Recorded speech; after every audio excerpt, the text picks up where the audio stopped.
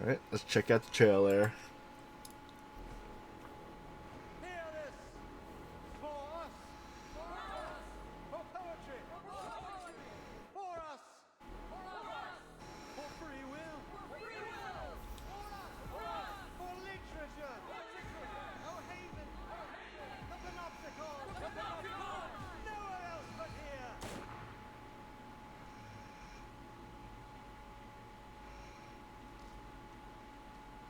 Who shot him?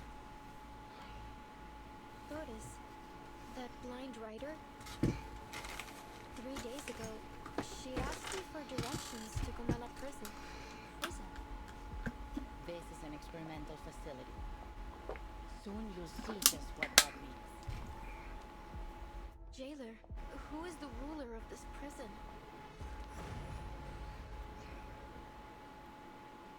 According to the agreement, the idealist and I represent the two factions of La Sociedad. In light of his possible assassination, the Congress will now be chaired by me.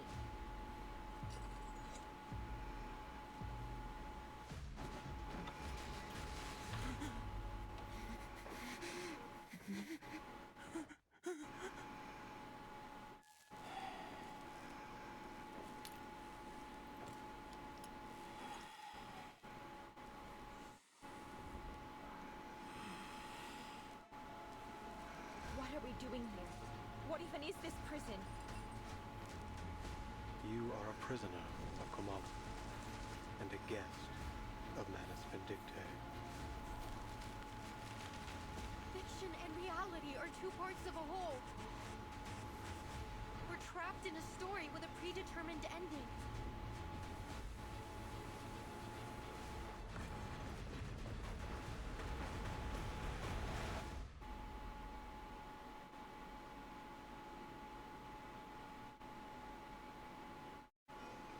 Pretty interesting trailer.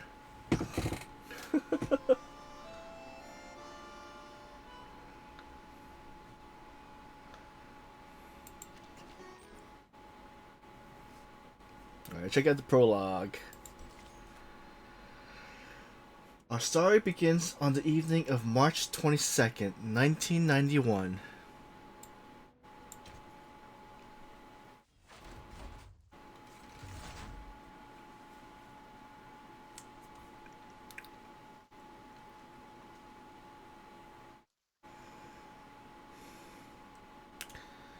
So the Pataglia whirls out new rights and wrongs, whirls in the old instead. All men are dancers and their treads.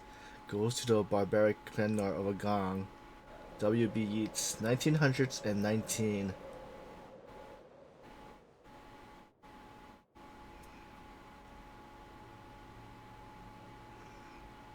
It's the final day of March, and the daylight hours of Usha are shrinking away. Past the busy season, the city fades in quiet. At this moment, in a cafe at the end of the world, conversation and laughter are sealed within an airtight glass dome.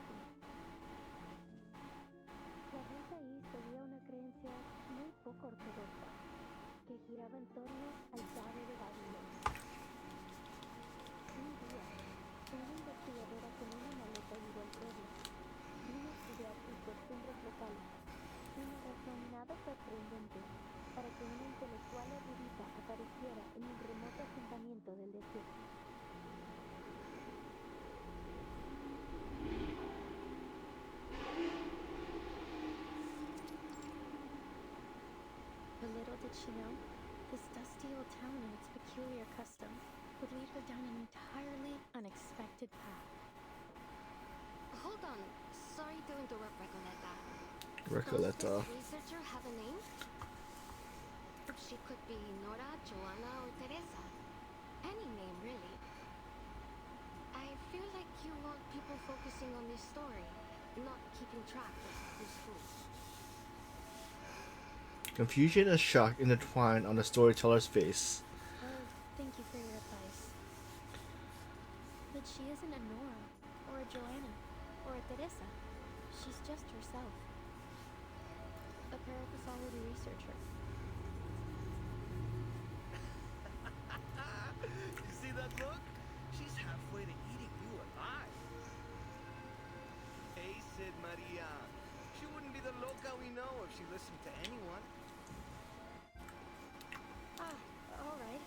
So you didn't like the opening. Fine. I'll come up with something new. Maybe I'll start with a bit of exposition on the Diet Babylon, beginning with its origins as a secret relic created by an Aztec priest, imprisoned by the conquistadores. The mysterious die origin never gets a continuation, as the story is interrupted a second time. If that's going to do much, hermana. I'm beginning to think we'll never figure out what you're trying to say with this novel. And, well... and this isn't your fault. Ay, boss. Just tell her, Maria. We're going back to Buenos Aires. ¿De vuelta a Buenos Aires? ¿De repente? ¿Así? ¿Sin más? Pancho, Maria, what's going on? Did I do something wrong during our travels? The startled storyteller eyes her companions of the last 2 months, searching for reason. Ah, see. I know what it is. I've bored you with my constant rambling about this novel. No, Recoleta.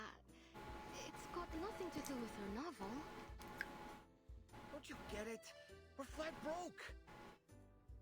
Why do you think we're stuck here scrubbing tables? The man slams his damp washcloth on the table to emphasize his point. His voice breaks the illusion of silence in the cafe. Because we can't pay for all the meth that we've been drinking. That wasn't a question, Regoleta. Cross the continent, crash the readings of all those prestigious poets, and leave the way a real artist should. And I admit, it's been just as amazing as you promised. We can't go on living like this. You know that we both care about you, and we believe in your novel too. I'd be lying if I said this journey meant nothing to me. Getting to ride around the continent on a motorcycle like Che Guevara himself? I never could have imagined I'd get the chance to go on an adventure like this. We got to live the dream. A real dream. Except for those days when the motorcycle broke down. Though that was a real tribute to Che's journey too. Don't tease, Pancho. Recoleta, since you invited us to join the Visceral Realists, we've both found amazing new ways to channel our inner poetry. Even though I still don't understand what in the world you're trying to say with your novel, or for that matter, what visceral realism actually is. Maria, Pancho. You told us not to worry about the definitions, to feel and to live in our words. We did just as you said, and it felt great. But She looks out at the Isha, feeling it chill. Snow falls from a dimming sky. The season is shifting, soon gray and white wool blankets the colorful house of a desolated land. ahora el frío del invierno se instala. Y lo único que parece importante es ese pequeño pueblo ficticio.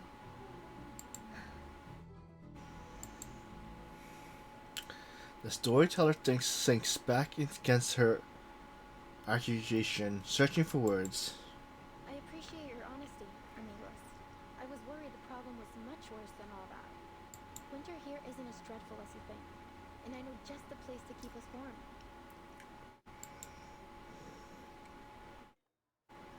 It was 1520. Arcanist Ferdinand Magellan sailed across unfamiliar waters under orders from the Spanish crown. Over the vast gray sea, he saw spots of light in the distance. An island. He named it Tierra del Fuego. For the next 400 years, Ushuaia faithfully served its role at the end of the world. It became the continent's penal colony, and its largest building even served as a prison. Many Arcanists were exiled there. By the turn of the century, the Arcanist hunt had reached its peak, and the Comala Sanatorium was built. Well, as you may already know, at that time, most Arcanists were believed to be victims of madness. The sanatorium was their ship of fools. However, as people began to realize that Arcanist blood wasn't a guarantee of madness, fewer and fewer were imprisoned there. By 1947, it was officially closed. Until the 1970s, when a group of people from the National Foucault Studies Association returned to the island with new ideas for the location. They spoke in abstract terms and opaque theories that no one could understand. They rebuilt this place and gave it a new name. After a long period of construction, the Comala Sanatorium became a prison once more, one designed to hold Arcanist criminals. They were taken from the streets and the psychiatric clinics, from secret societies and rebel groups. Any Arcanist deemed mentally or socially unfit would be locked away there. This association claimed the inmates would receive the best treatment, and they would fully recover before being returned to society. A prison, a medical lab, a sanatorium, call it whatever you want. That is what Comala is today.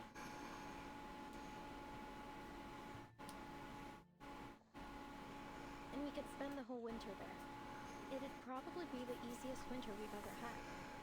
All that it requires is a little bit of acting. Look It at that. won't be hard to pass ourselves off as a bunch of unstable crackpots. A touch of They're trying to go into the jail. The gifts of being an Arcanist. That's your brilliant idea? To get us locked up in an asylum? You understand we'd be prisoners there, don't you? It's not like we get to put our feet up and relax by a fire. Her increasing agile companion turns his head aside, catching the faint outline of the patrolling general through the frosted window. You wanna go to jail? Well, see that man over there? He'll feed them with that's for the whole winter. Sounds like a good idea. Recoleta, please. You're not messing with the gendarmeria. According to my aunt Julia, she said she could take a ferry off the vineyard up north near the capital. But with transit season, they could use all the help they can get. We'll return to Australia next year, or when the winter has passed. It'll still be great.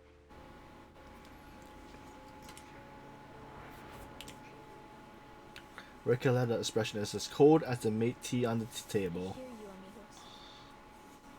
But respectfully, I must turn down your offer. She definitely wants to go to prison. Just a road trip for me. I know sticking around here for the winter won't be easy, but this could be my last chance. What if things change again? I can't just wait for spring. Recoleta. What did I tell you, Maria? She never listens. Wasting your breath. Adios, Recoleta. I don't think we'll meet again. Pancho's apologetic word freezes in his mouth. Mierda!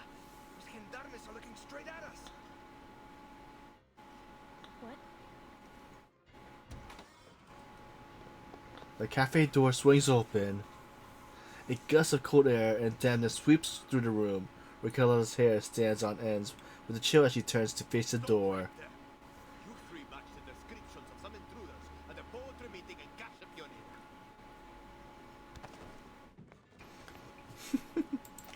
Recoletta plans a response, only to hear a scrambling sound of her companions bolting away out the back door. Just when I thought things couldn't get any worse.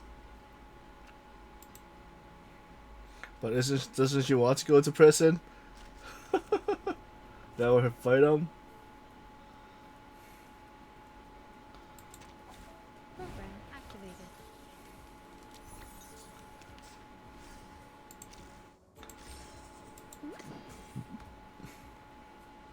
A pot of liquor. Is that a berry in the liquor? Please, allow me. Yo, you. Know we're coming.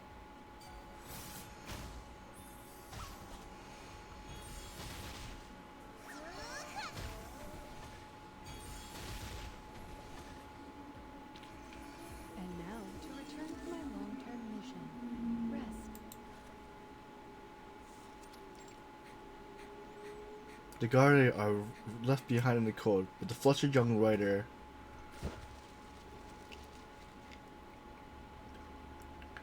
or she get hurt herself until she stumbles on a patch of wet and mushy snow. Gracias a Dios. Creo que los perdimos. Are you alright? Oh, Vertin! Gracias. Better to kiss the ground than kiss the gendarme's boots, if I must choose. Wait a second. Doris, is that you? Funny how life moves in circles and puts an old friend in my path. How have you been? Are you paying another visit to Kamala? Doris. A name falls from the sky, offered by a girl who just face planted and cannot see the figure behind her. Timekeeper. Could she meet her, Dr. Doris? Was I mistaken? She wipes the snow from her face. Still dizzy, she makes out the stranger before her. As her vision clears, it appears apparent that fate is not a perfect loop. At least, the person holding the suitcase in front of her is not the same woman she met before. How strange. I've never seen two people so alike. But please, forgive me. It's been a long day. No need to apologize. In fact, the person you just mentioned sounds like someone we're looking for. Could you tell me where you last saw her? Sure, Excuse me. You're not from around here, are you? Your accents and those clothes give you away. Come with me. I know a warmer place to talk.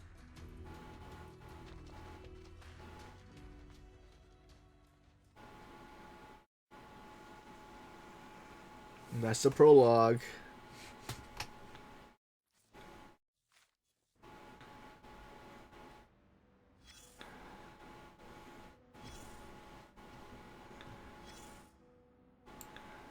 Okay, let's The check. moment armies start to march, the world stands still.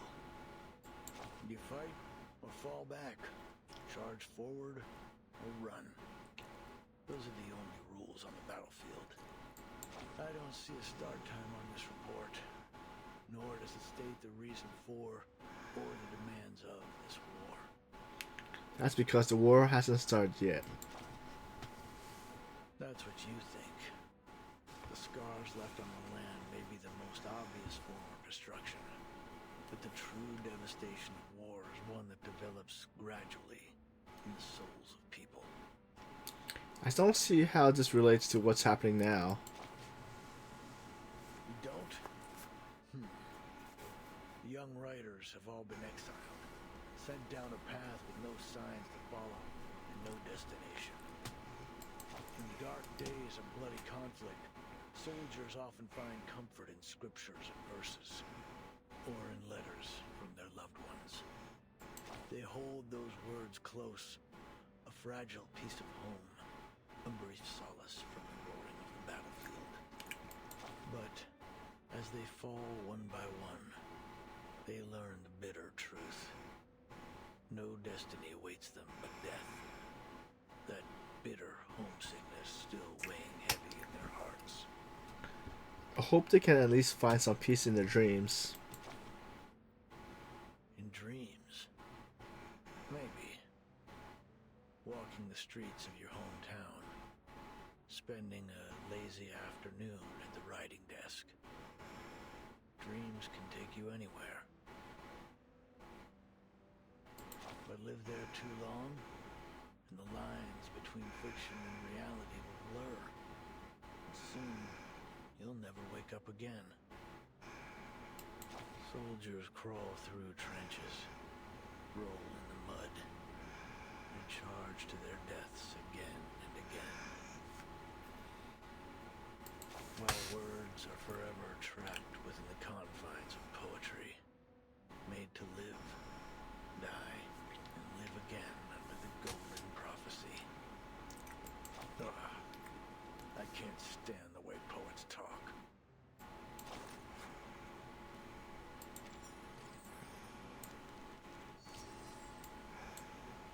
Let's see what the other stars are. Authority. It's always so flexible.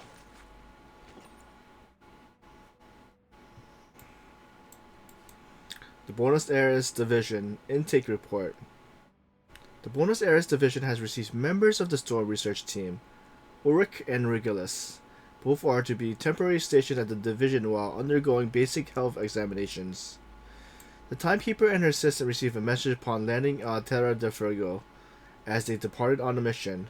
The message source and details of the operation has been reported by Sonetta. Our side currently has no access. Other survivors taken in. Barracola, a pure-blood arcanist and musician aboard the Free Breeze. Fatutu, a pure-blood arcanist and a member of the Nukatai people.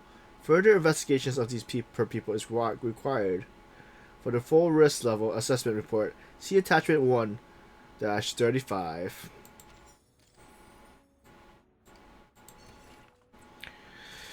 Reports, endless reports. Why are there so even? Wait, why are there even? Wait, why are there only ever reports? The Usha port explosion. The tremors from the explosion in Usha port shook the surroundings for nearly 10 seconds, after which strong winds carried the flames across the dock area. Thick smoke spreads for several kilometers. The explosion injured 12 people, over 200 residents were evacuated, and it took the Navy and Fire Department nearly 6 hours to contain the fire. Unfortunately, key logistic facilities were reduced to ruins. Investigation confirms that the explosion originated from 3 sources: an oil storage tank and 2 cargo warehouses along the third dock. However, the disproportional scale of the explosion raised suspicions of arcane skill involvement. It is still unclear whether this incident is related to Xeno mutiny, and simultaneously investigations on ongoing other arcanist organisms may have been responsible. What the hell is this? You call this a report? This is all you're handing in? Panic is already spreading. Do I need to remind you that Usha is our nearest deep water port? Flames higher than the lighthouse. Seawater dyed blood red. This catastrophe is bringing up painful memories of the war from over a decade ago. Our wounds are being torn open in the worst way possible.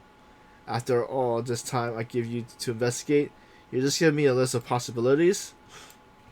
A few days ago, people suspected those lunatics locked up in the prison. But what the hell can they do besides bash their heads against barbed wires and spout their pathetic rhetorical? Maybe they scribbled out a doppelganger on a pile of backward poetry, conjured up a few imaginary hot air balloons to float them to the port, and then mold a ton of bombs from mud and ice. Fat chance. The only thing you got right was not including them in your list of suspects. Otherwise, I would have thrown you in that prison alongside them.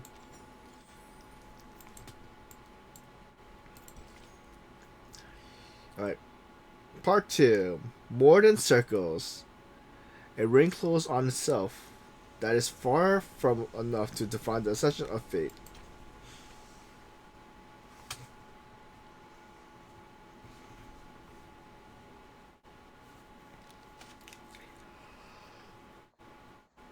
According to these news reports from Ushuaia, there was an arcane attack on the pier about a week ago.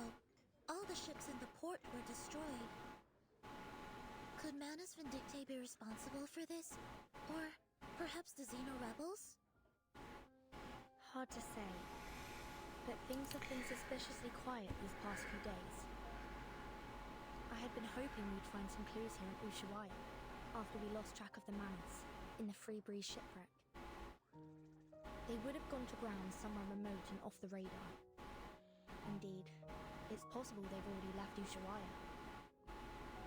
For whatever reason, it seems they haven't been pushing for the storm to happen quite as eagerly as before. I have a strange feeling about it all. They're definitely up to something. For now, it seems our new friend's story lines up with the intel from North. It seems the Xeno rebels really did bring Dr. Doras here. We should see if there's anything more she can tell us. Timekeeper, The chief assistant hesitates. the Foundation doesn't have any intelligence on Tierra del Fuego. If the Madness really are here, then we'll be on our own. The closest Foundation branch is in Buenos Aires, 3,200 kilometers away. She reflects without words, in a reminder that the chaos caused by Uyghur's rebellion is still fresh. Accurate and well considered as ever, Samantha. It's possible they've already infiltrated Ushuaia, just as they did in Chisos. But the Xeno rebels may still be holding Doras. We can't just wait around. I'm afraid we'll have to take the risk. Ushuaia is not very big. If Manus Vindicta is here, we'll notice. Stay sharp. Understood, Timekeeper. I'll keep an eye out for them and for Dr. Doras. After the chaotic content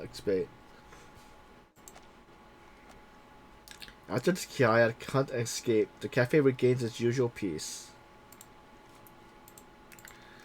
The Gumar are gone, and so too are the Ricolo's companions.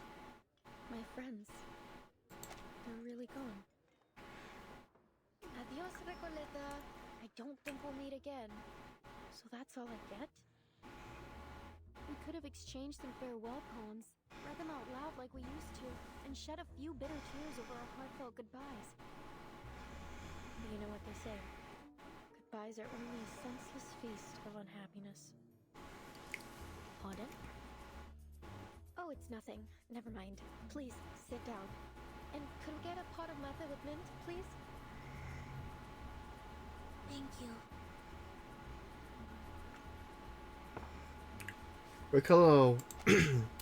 Ricola watches with interest as the two girls take the offered cup of tea. So you're looking for Doris? Is that I her? can tell she's important to you from your look. Correct. Is there anything more you could tell us about the day you met her? Of course, it was one of those gray, overcast afternoons. I had just turned onto Calle Bolivar when I ran into this blind woman on my way to the post office. So is her. To be exact, I didn't run into her. She called to me. It felt like a sacred moment in time, like something unworldly. I just stood there, frozen, as she walked up and fixed a loose thread on my sweater. I stared at her until my fingers went numb, and the letter almost slipped out of my hand. Miss, could you tell me what's in that direction? Yep. I followed her hand as she pointed forward. Strangely, even though I could see she was blind, I had a feeling that she knew exactly where she was pointing and where she intended to go. That's the way to Comana Prison, Senora. Is that where you're headed? I could walk you there if you'd like. Thank you, miss. But I think I found my way. She held a typewriter. How ironic that God would give her, at once, both books and night. I am Recoleta. What may I call you, miss?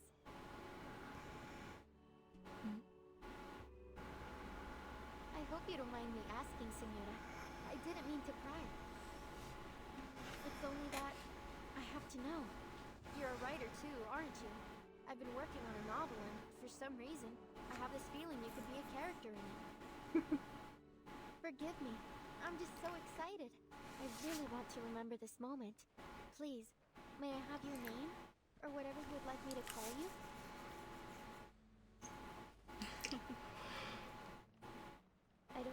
never forget her smile.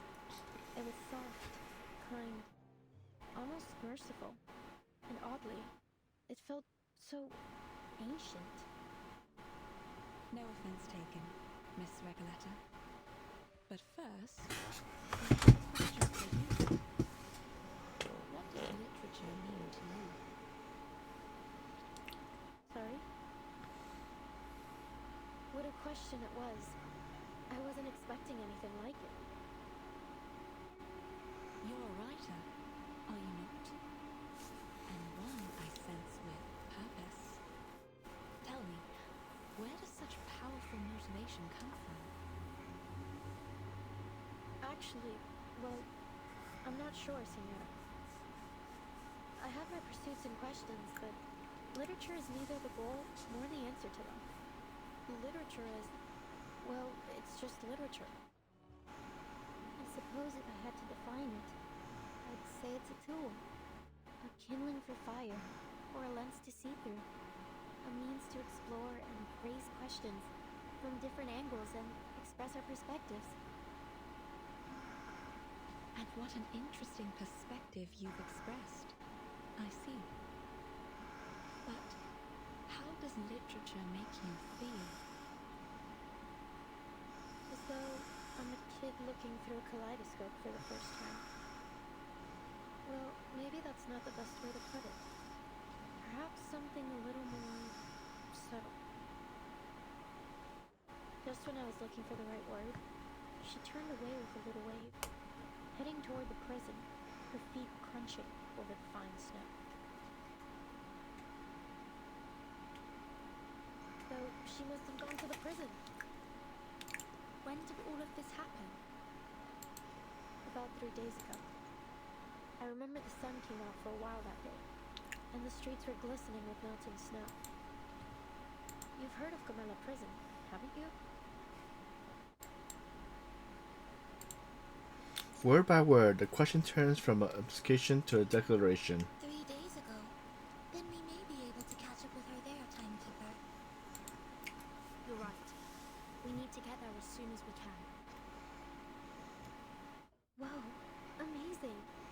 So decisive, assertive, a true show of character. You must be the very archetype of a charismatic leader. What's left to say? Whenever the protagonist has what they want fall into their laps, we're all quick to complain about lazy writers using Deus Ex Machina to keep the story together. So, let's not dwell on it. She reconciles her observation with a silent nod to an unseen author. But anything can happen in a place like Ushuaia. It's a city where the day may only last 4 hours, and the streets are full of exiled arcanists. We appreciate your help, Miss.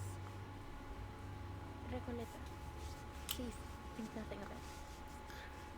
Miss Recoleta. I'm Vertin, and this is Sonetto. We're investigators from the St. Pablo Foundation. Pleasure to meet you. Likewise, likewise. Glad that I could help. But listen, ladies.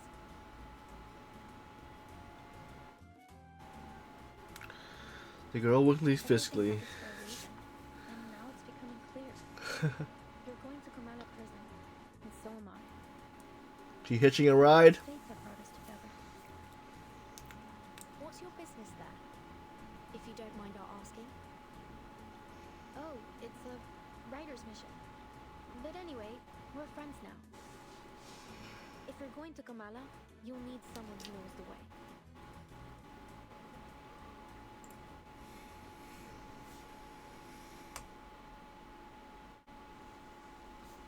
To be continued.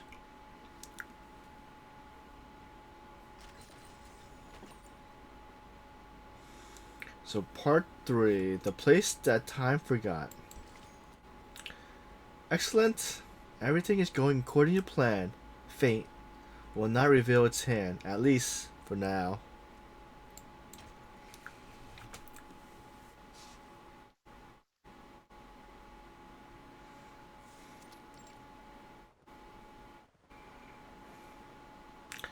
The gray riverbed winds through the frostbitten earth, disappearing into the frozen horizon, distant horizon. Oh. A neat yet dilapidated circular complex stands alone beneath the snow-capped mountains, as if abandoned by God, humanity, and ghosts alike. Outside the fence, 3 uninvited guests discuss their plans to get inside. Behold, Komala Prison. It's the biggest building around. When the sun comes out, it looks like a rusty button stitched into the earth. Everyone tries not to pay attention to it, but it's undoubtedly one of the most important places in town. This way. Careful.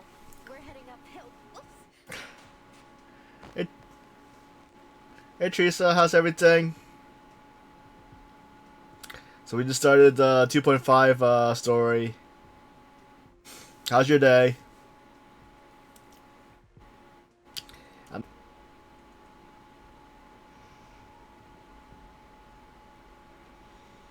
The young narrator begins to slip again. She is prevented only by Sonetta's quick reflexes. Thanks. So, my new friends, you're from that St. Palominos? St. Pavlov Foundation. And Vertin is the timekeeper there. Yeah. Ah, very impressive. Sounds all official and polished. Then, I take it you've already got away into the prison? The keep? I'll draft a letter to headquarters right away. Once they Alright, thank you. they'll notify the local branch in Buenos Aires.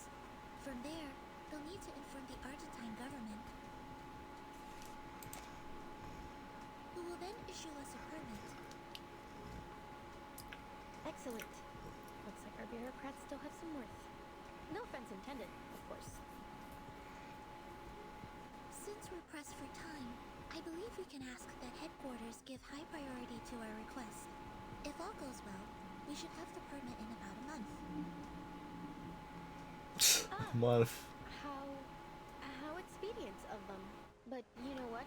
Maybe we shouldn't bother all those hard-working government officials with these trifling matters after all. She instantly returns to her previous judgment. I have a simpler solution that suits the urgency of our cause. That sounds great. Oh, where are you going, Miss Recoleta? She's trying to get arrested.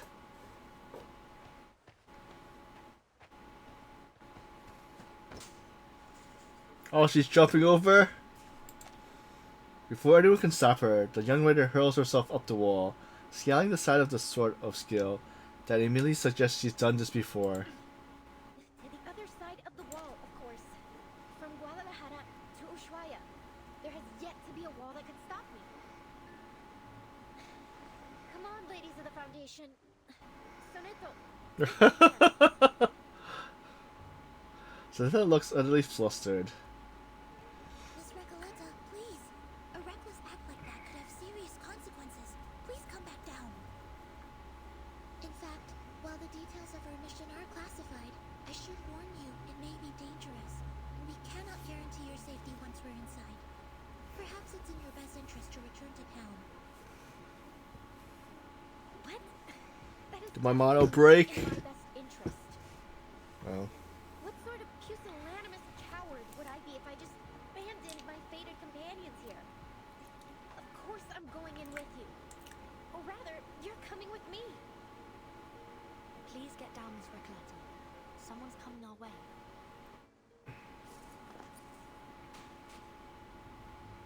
From the other side of the prison fence, a predatory gaze locks onto the figure perched on the wall. Stop right there. What do you think you're doing? Caramba, it's her again. The jailer of Comala. Did she say jailer or jaguar? So that's a jaguar. There's a fight.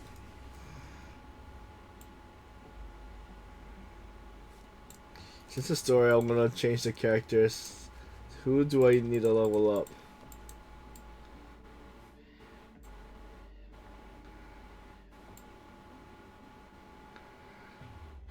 Uh,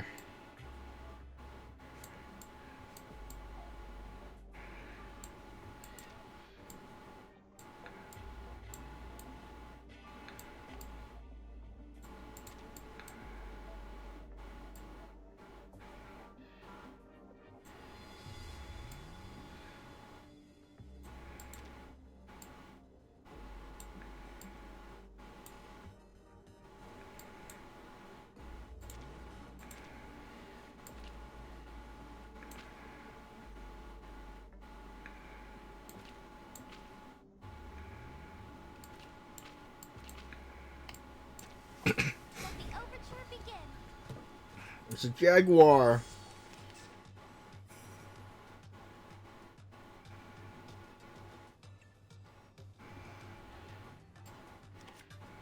Please stay behind me. Saxophone and a bandura? As you wish. Hey! My next performance, bubbles bursting.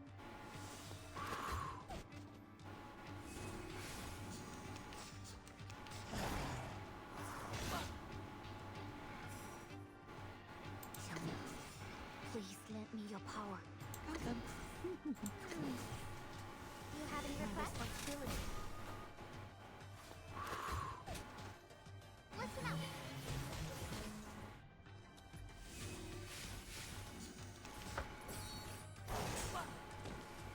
Digger, no!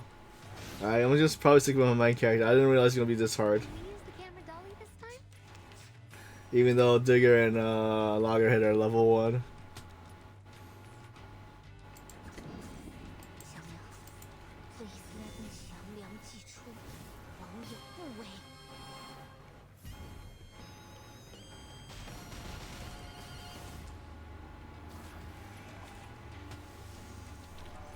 What a memorable moment, timekeeper!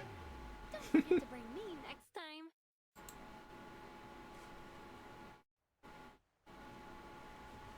Miss Recoleta, haven't I made myself clear? I don't want to see you. She was there before? We meet again. What a delightful encounter on such a...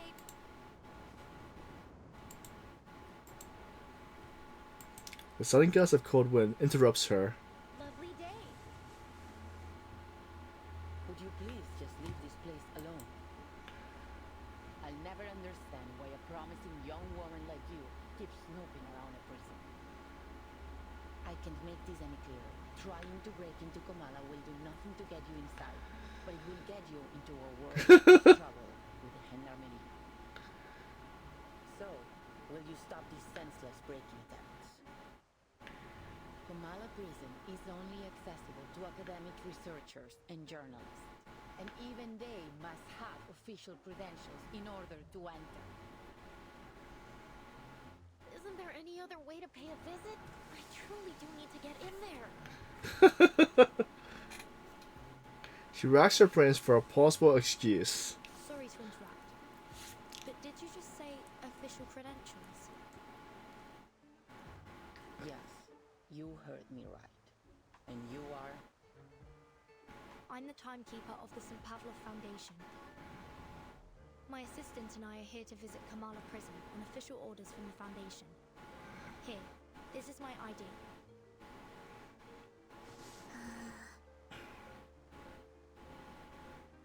At the thought of lying, Sonetta's lips fail to open for even a squeak. She goes flushed red with embarrassment. Though the prison fence, the jailer examines the pair. The jailer examines the pair as she takes the ID in her sizable paw. It is at least a very presentable looking card, boldly stamped with the seal of the San Pablo Foundation. This is indeed legitimate. She murmurs. Welcome to Kamala Prison. Apologies for my earlier behavior. It's been a while since we've had any official visitors.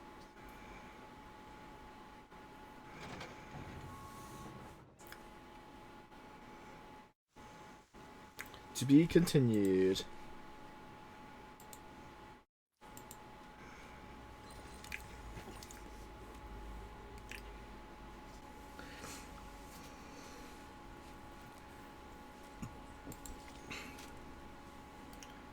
Gumela's colors. For a drifter, a stay behind an iron barred window can feel just like another stretch of a desert.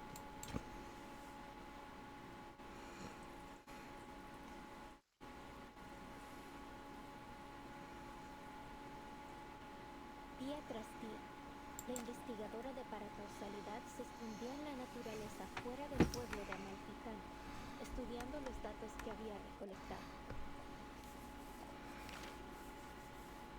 Una tarde, al anochecer, una voz llamó desde fuera de su cuerpo. Ella dejó el equipo y las cintas y salió afuera. Un hombre estaba de pie, curioso, frente a su puerta. ¿Qué haces aquí?, preguntó, levantando ambas cejas. Nada sucede en Amalfitano en estos días. El local se presentó como el empleado del banco. Probablemente tenía So I'm guessing this is Recoledo's ojos writing. brillantes, mejillas levantadas, una mandíbula suave. Era una cara llena de esperanza. La investigadora le mostró los espectros que había estado recopilando. He estado recolectando historias sobre el dado, explicó. Quizás ellos contienen la clave para explicar la aleatoriedad que muestra el destino. Ah, eso realmente me intriga, respondió rápidamente el empleado del banco. Me encantaría escuchar todo sobre eso, pero debo irme. No debo llegar tarde al funeral del pescador de dunas. Y con eso se fue. 3 días después, los mismos pasos regresaron a su cueva. ¿Volviste? ¿Cómo has estado? ¿Lograste llegar al funeral?, preguntó. No tengo idea de lo que estás hablando, respondió de manera cortante. No soy el hombre que crees que soy. Su rostro estaba agotado y demacrado, sus ojos hundidos profundamente en huecos vacíos. Era como si toda chispa de vida le hubiera sido arrancada, dejándolo solo con una cáscara vacía. La investigadora insistió que no se había equivocado. Conozco a las personas por su naturaleza más profunda, hasta la sincronización de sus espectros. Nunca me he equivocado antes. Lo que tú digas, el hombre murmuró de manera áspera. No entiendo nada de tus ideas tan elevadas. Solo déjame ir. Ha sido un largo día de pesca y lo único que quiero ahora es desplomarme en mi cama tambaleante. Se alejó con pasos que sonaban exactamente como los del empleado del banco.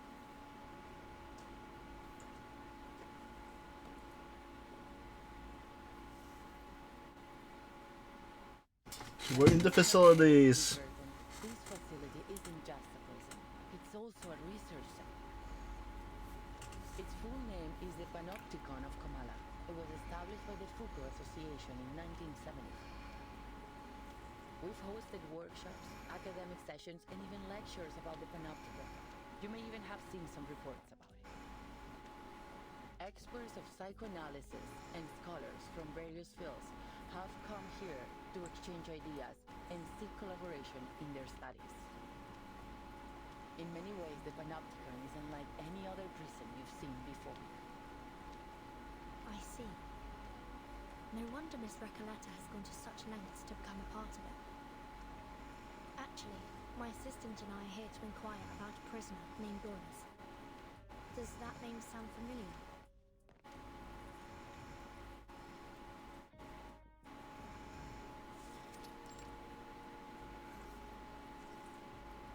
Not that I recall. Could she have used a different name? But does she look? She'd have arrived here about 3 days ago. It's also possible that she came as a visitor, not a prisoner. She's a blind woman who always carries an old typewriter. She used to be a doctor at the Sao Paulo Veterans Residence in Brazil. And on the subject of different names, she once wrote for Atu, under the name Ard. I don't think I've seen anyone fitting that description. And as I said, we haven't had any visitors in some time. Certainly not in the last 3 days. But I did see her. I saw her walking towards Kamala prison. Someone must have mixed up their memories. Simply put, I don't recall seeing anyone by that name or with that description here. I see. Thank you, miss. Perhaps we made a mistake. Sensing that her current line of questioning is going nowhere, she shifts towards a different topic. Miss Recoleta, you've gone to great lengths to get into the Panopticon. Would you mind telling us why? Finally! I've been waiting for you to ask. I'm here to find my pen pal in Komala. You have a pen pal? In here? Pimple in jail? Yes. 6 months ago, I went to a book exhibition in Guadalajara and came across the contact details of a few writers. I sent them my novel and asked for feedback. Looking back, it was a bit forward, but nothing unheard of between writers. A lot of friendships start through letters, you see. And Aleph wrote back. Well, that's one over. That's the next person, or next banner.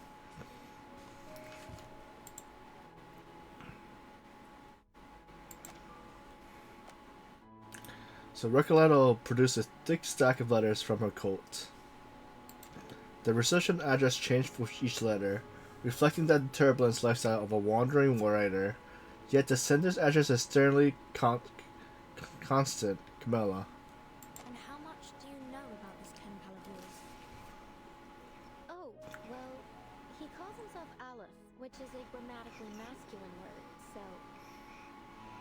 So you assume Aleph is a man? A reasonable suspicion, but in her experience, never a certainty. Yes, he's probably a poet, a writer, perhaps even an alchemist. He's one of the brightest people I know. There's never been a question that he couldn't answer. I've asked him about religion, politics, history, potions, even critters in length and breadth. Can you imagine someone who knows all those things and so extensively too?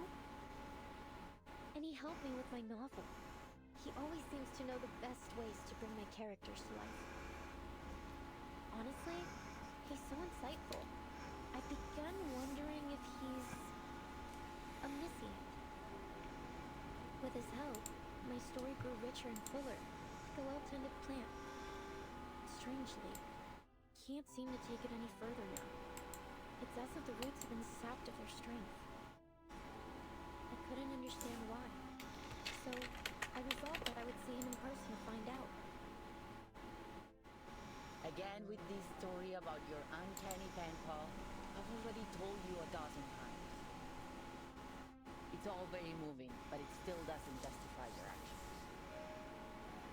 Writers experience mental blocks all the time, yet you don't see them trying to break into a prison often. She does have a point.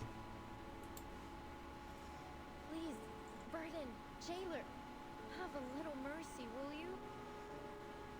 Hold on. I've been meaning to ask. Why are you only calling her jailer? Don't you know her name? Or do you just prefer addressing people by their occupation?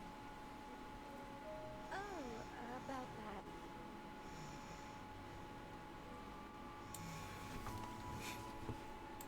Unexpectedly, it is a Jaguar herself that speaks up. It's okay, Miss Verso. I don't mind being called by my job title. I take pride in what I do. I'm perfectly fine with just being the jailer. Exactly. A researcher is a researcher, and a jailer is a jailer. Titles and code names often tell us more about people than their ordinary given names, don't you think? Take Soneto, for example. Your name comes from sonnets, doesn't it?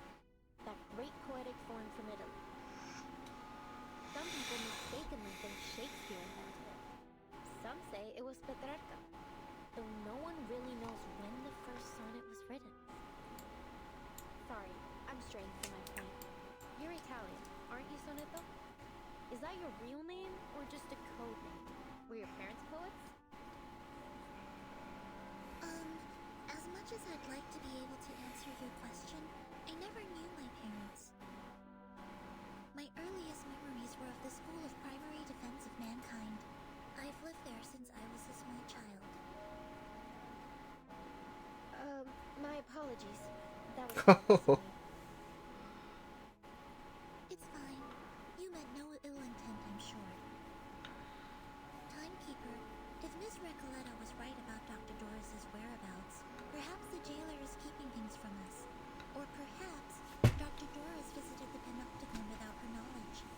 Either way, we need to do some digging here. I agree. Let's see if we can talk to some of the inmates and find out what they know. As they chat, the corridors, until now endless, reach a terminal point with echoes. Ladies, we're about to enter the main hall of the Panopticon. This is one of the places where the inmates spend their recreation time.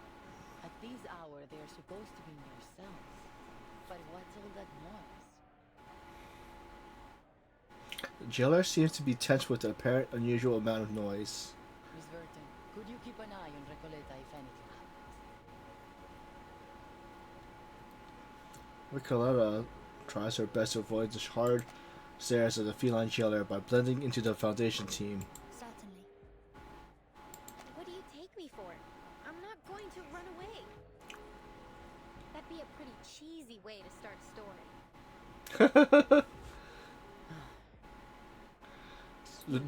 Just stay close to me. She's just worried about your safety.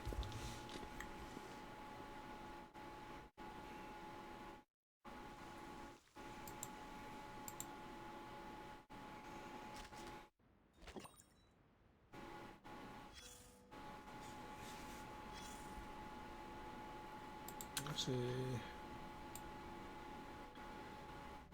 Let's see, 9.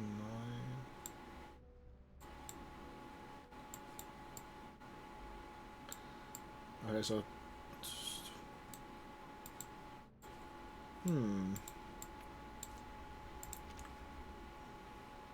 What is this? The Weaving of Shadows, Volume 1. Darkness has no form. The ever-shifting gaze seeps into every crevice.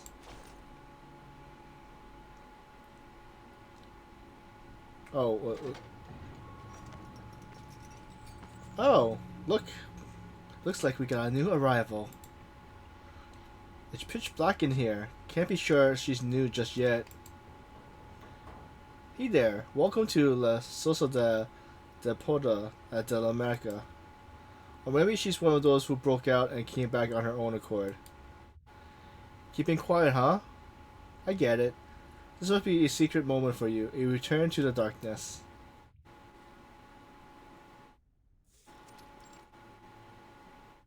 La Sociedad de Poetas de las Americas? The texture she feels on her way here do not match the words she just uttered. Guided by her keen hearing, she paused mid-step in what seems to be a reasonable open space. The room falls into silence, like the longest minute in human history. Are you still there?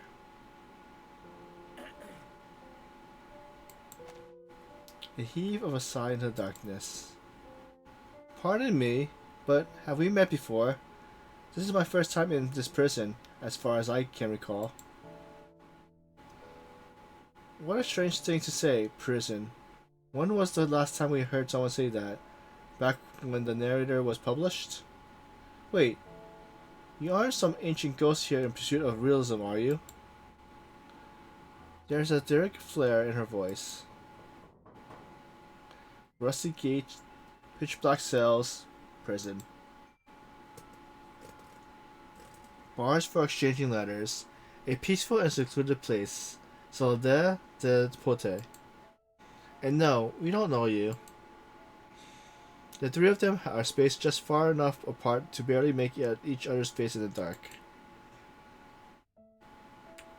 What a wonderful example, Garcia. Excellent. Exactly. It all depends on how you choose to see the world, my new friend. Roberto, we don't have much time. This might be the most important gathering for the month. No, maybe even for the year. You're right, Garcia. At this moment, nothing is more important than the Salon of Adia has so carefully prepared. You should focus on sorting out those manuscripts first. Pardon the interruption, but might I ask?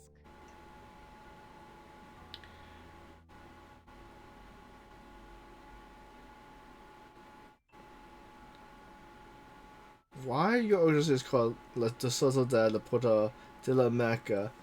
Assume it isn't simply due to geography. Don't worry, Senorita. We make it a point to introduce our Sociedad to every new friend, but now ain't quite the time. After the salon ends, we ask the jailer about your accommodation. Wait a minute, Roberto. Your eyes are well adjusted to the dark. Use them.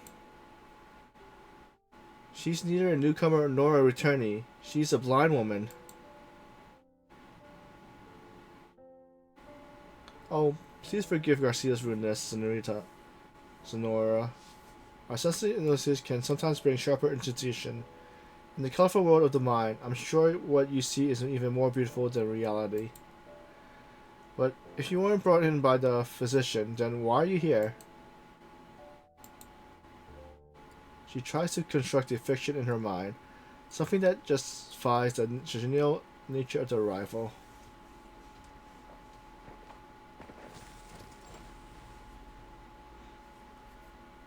From the humid trade winds of Sao Paulo to the crashing surf of the cliff, now the strange land greets me for the first time with nothing but cold silence.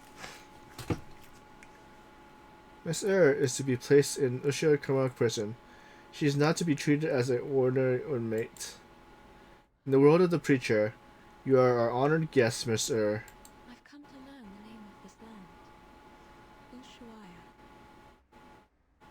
From that young lady's retelling, it lies at the southernmost tip of the vast continent of South America. As we walked, I could feel her gaze upon me. Steady, yet never intrusive. I could tell she meant no harm. I informed the administrator of the Camilla prison of your identity and special circumstance. We will assure your safety. Good luck and farewell. I sensed I had been brought to a place most unusual. A building with a quiet peculiarity in the air. Two attendants follow close behind me, some form of liquid dripping from their faces. I suppose I must claim a little freedom for myself in this place. I thought the darkness was a blessing. It wasn't too difficult to shake them off. I'm sorry for your undue trouble, my diligent friends.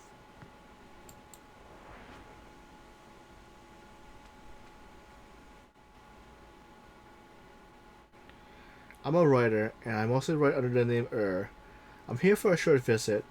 I'm Ho- here for a short visit, hoping to find some inspiration for my next story.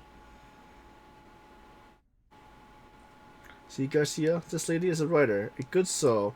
You almost made us miss out on a meeting of kindred spirits. Come, come, I'm sure you'll fall in love with our salon.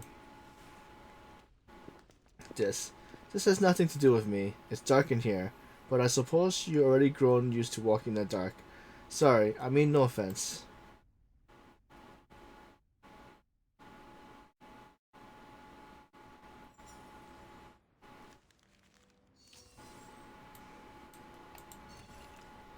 Perhaps the pen pal you never see is the one you truly need. To the pen pal I never met. Edoff, my dear pen pal, enclosed in the latest revision of my novel, in your last letter, you suggest the role of a bank clerk, marking Amafatino with the stamp of a capitalist production model. An excellent idea. In this revision, I have incorporated some of my own thoughts as well. That is everything about my novel that I am impatient to share with you. Perhaps you won't mind me discussing something else. Throughout my creative journey, your encouragement and validation has been my greatest comfort when facing the countless closed doors of publishers. The long, futile effort feels significant in the face of your understanding. Oh, my dear pen pal, I say this sincerely. Though I suppose such explanations are unnecessary, perhaps I did not need to waste more ink describing how much your letters meant to me. So I ask with both sincerity and trepidation, may we speak in person about the dead, the desert, fate, the ending that troubles me so much, and the tides of imagination that incites that us carries us both. Ricoletto. At the poetry gathering at Santa Fe de Boga Open Air Theater, Columbia. Miss Ricoletto, as I mentioned several times in my letters, and as you already have been surmised, I reside in a prison. This is why I never met my pen pals in person. Due to the remote location and cold climate, Usha is not a place people rarely visit. People rather sip a hot drink in one of Bonan Era's century-old cafes than travel such a distance. Finally, I still wish you the best on your creative path, Adolf, at the Carmelo prison of Usha.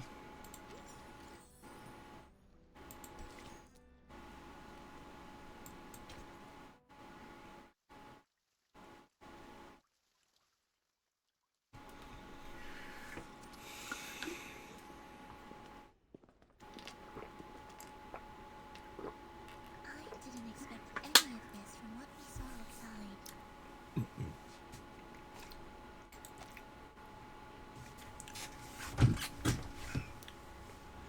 The model yet pristine walls, the still water, the silent white tower standing within the labyrinth. Nearby, several prisoners form a circle, some standing, some sitting, engaged in conversation. Oh, excuse me for a moment. I have duties that I must attend. With a sigh, the jailer steps in the gathering, causing the strangely subdued reaction from the prisoners. They don't seem intimidated by her at all. Yeah. They just look like a bunch of artists having a chat in the garden. And the jailer seems to be like a grumpy neighbor coming over to ask them to keep it down. The grumpy neighbor continues her chastising. Everyone, you know the rules.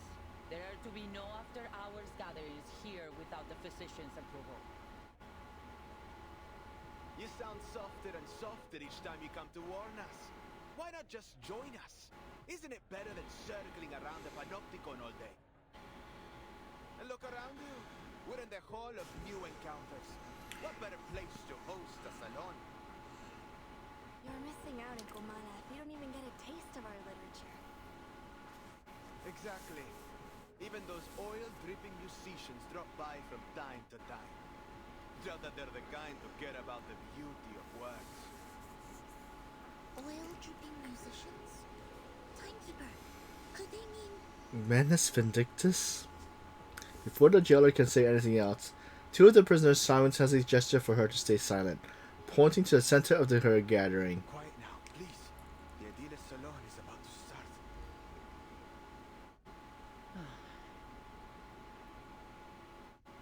These people seem friendly enough. Why don't we see what this is about?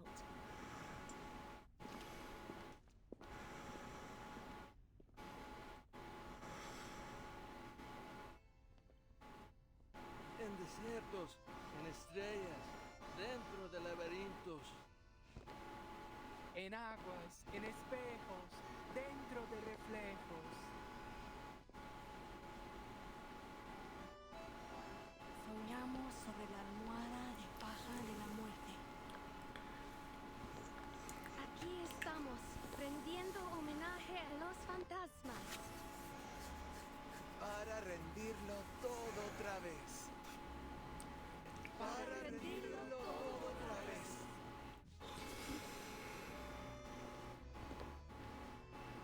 My dear friends, face a difficult truth. The movement of visceral realism still stumbles in the dark. Our poems, our language, our minds are tangled by a stifling line. A mundane, stale vision shared among all bourgeoisie. We follow this vision blindly, clinging to the comfort brought by logic and conventional wisdom, and by it, we nip every branch of new art in the bud. Poems are perhaps too fragile an outgrowth to develop one's life upon, but here, we may light them like candles at our funerals. Let poetry become the bridge between us and the world.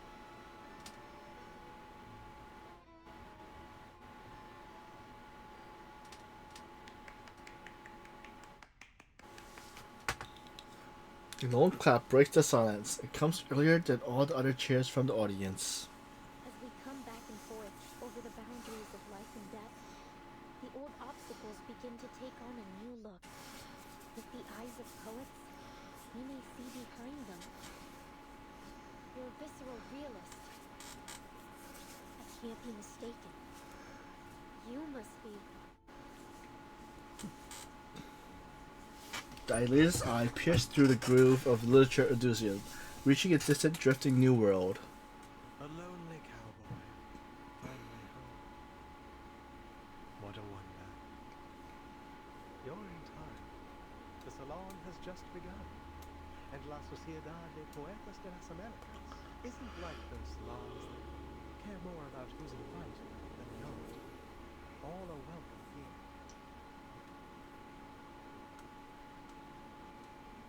A literary salon in a prison?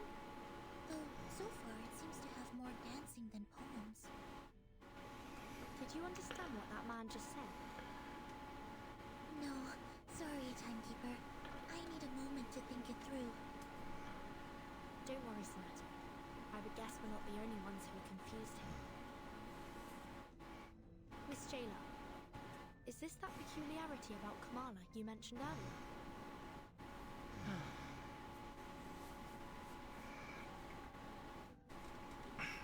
Enough, idealist. You're still an inmate here, and you are walking a very fine line right now. Oh, I'm quite aware of where I am and what lines I tread. This is a prison, the safest place for poets in this part of the continent. One cannot be arrested twice, after all.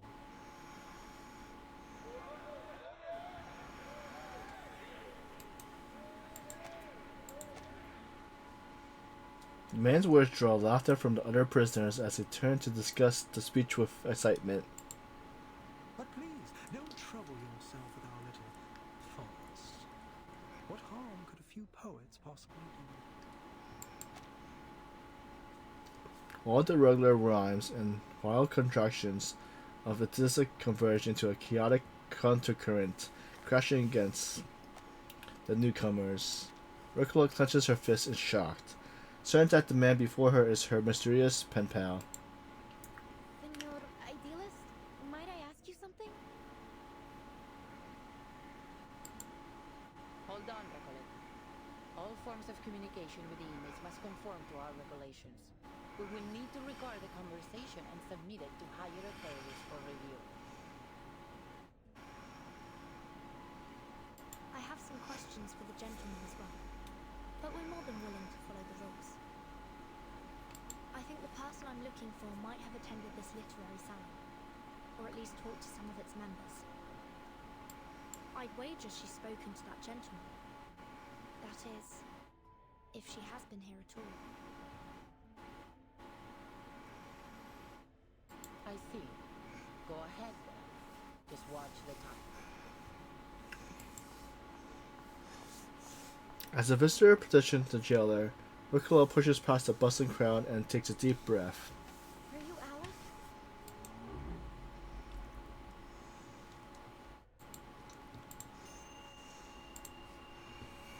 The noisy atmosphere plunges into silence, and just like the still water nearby, the idealist is definitely taken aback by the name.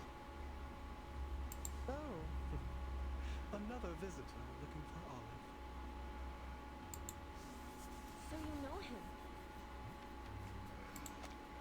Naturally. But I'm not obliged to speak of him to one who does not. Strange.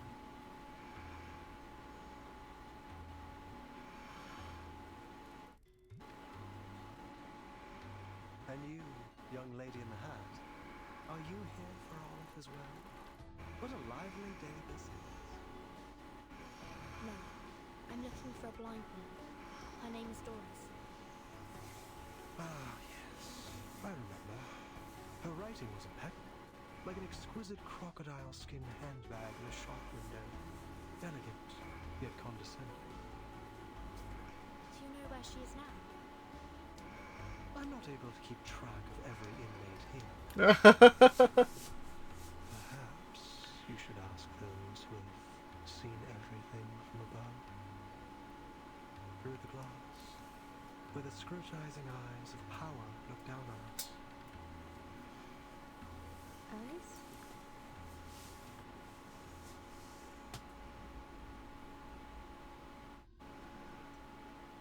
Oh, this looks like it's a big guy there.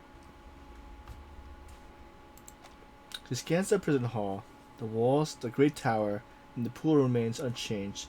Nothing appears amiss. All the prisoners present nod in agreement, prompting at a very sigh from the You taken your medicine today, jailer. idealist? I'm feeling marvelous. Today I require no help. I've warned you. It's unwise to act against the physician's orders. Act against him? No one may act against him here. The physician must have misunderstood us. I suspect he doesn't understand half of what we say. I'd like to know how he got his medical degree. Not by cracking open skulls, we should hope. The prisoners exchange knowing smiles. What a pity, jailer. You know, I've always believed you had the soul of a poet, just like us. We've already spoken enough rebellious thoughts outside of Komapa. How else do you think we ended up in your letters? We've been here far too long. Long after the junta was removed from office. After our home became a deserted wasteland in the aftermath of the Latin American War. Where are you getting at? That power is boring, meaningless. Nothing holds on to power forever. And the one true connection we have to life is poetry. See, jailer, even an outsider understands our ideas better than you. It's time to open your eyes to reality. La Sociedad is the only way for us to feel truly alive in here, beneath the gaze of those prying, ever-vigilant eyes. Idealist, last warning. Stop this now. She's getting angry. Fine. All right, compañeros. Sadly, the salon must come to an end, as our jailer insists.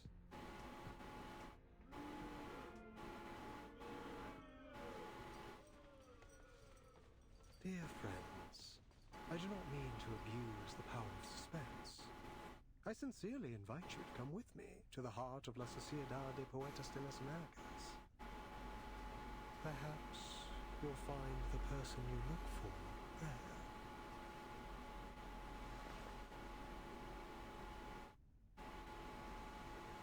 We'd love to. Only if that's okay with you, Miss Jayla. I suppose that's all right. You're already here.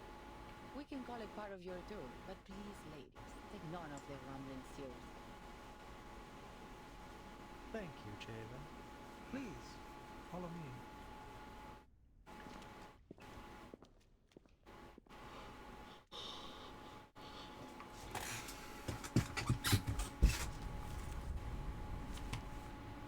Let's change it to the regular party.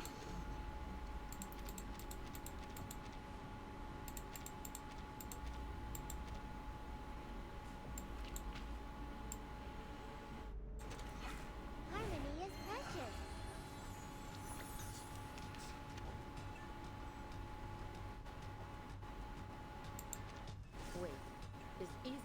to the gallery.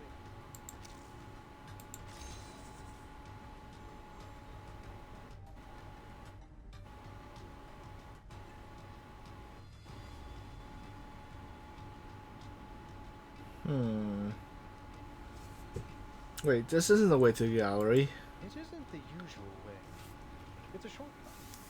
We call it the reptilian complex and primal hunger route. Much faster than the limbic system and postmodern anxiety route, let me tell you. But this passageway has long been abandoned and entrance prohibited. It's extremely dangerous too. Relax, Jaina. No one, not even you, knows this prison better than I. But, Timekeeper, I think we've just gone in a circle.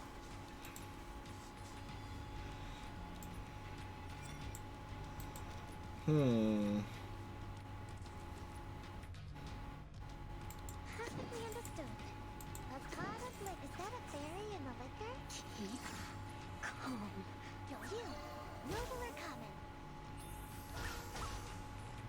Give them a warm welcome.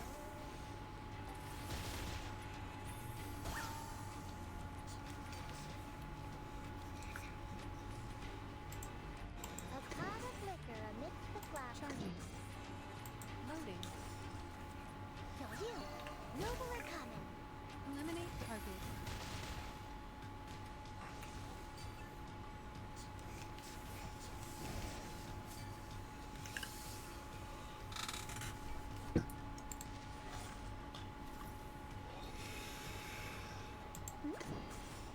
Is that a fairy in Charging. Do you have a little faith in me, master? Target confirmed. Stay back, my friend.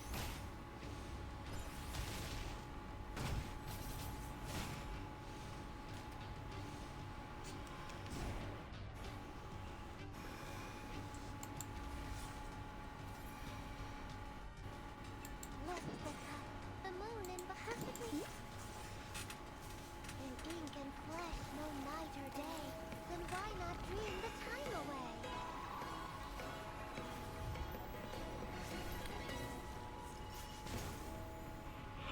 Please, allow me. Flee, mortals! Which way's the right way? Loading. Charging. Loading. The light that illuminates all.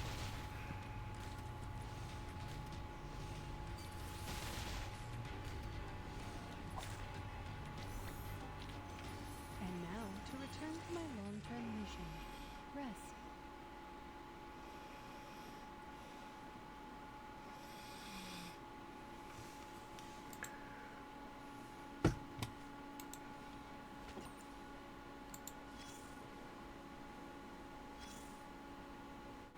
Let's take a step back.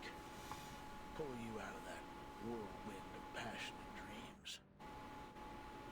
If you want to make the best call, you need to zero in on what really matters.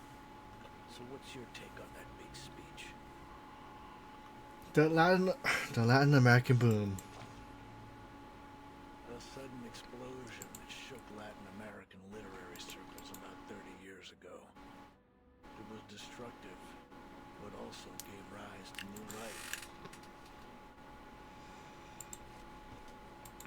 Lucky for us, we don't have to worry about shell shock in the literary world.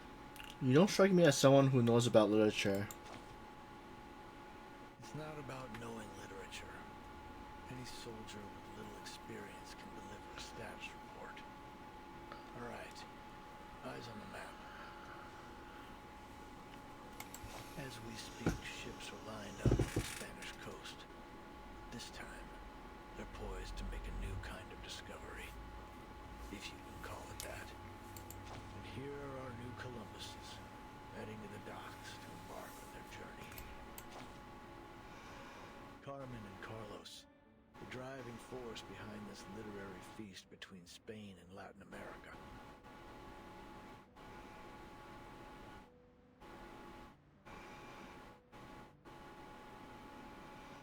Carmen, with an eye for opportunity and a mind for business, sought out the continent's literary gems and secured generous publishing deals for them. Carlos, with his deep understanding of market dynamics, brought these works to the eyes of the European public. Then, a golden era began. It all kicked off with the scandal at Military Academy, and soon the entire world was captivated by the story of a baby with a pig's tail in a faraway land. But we mustn't forget the writers themselves. Fuentes, a towering figure of the Spanish-speaking world, and Cortázar, the writer ever seeing through the eyes of a child. And of course, Mario and Gabo, key players in this literary revolution, will forever be etched in the annals of history. They corresponded regularly, always expressing deep admiration for each other's work. In fact, one even wrote a doctoral thesis on the other. Friendship. That must be a proud time for them. It was. But no matter how explosive the boom was, it couldn't escape its fleeting nature. With the second imprisonment and self-criticism of the Cuban poet, in came an inexplicable right hook. And bang. Silence. The military junta had gripped the poets' throats. The verse of the pioneers was cut off. Their voices no longer heard. The bond between two generations was broken, and for the younger of the two, silence was intolerable.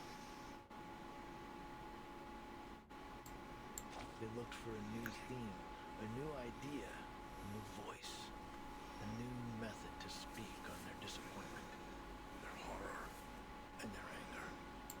And they became the new guerrillas.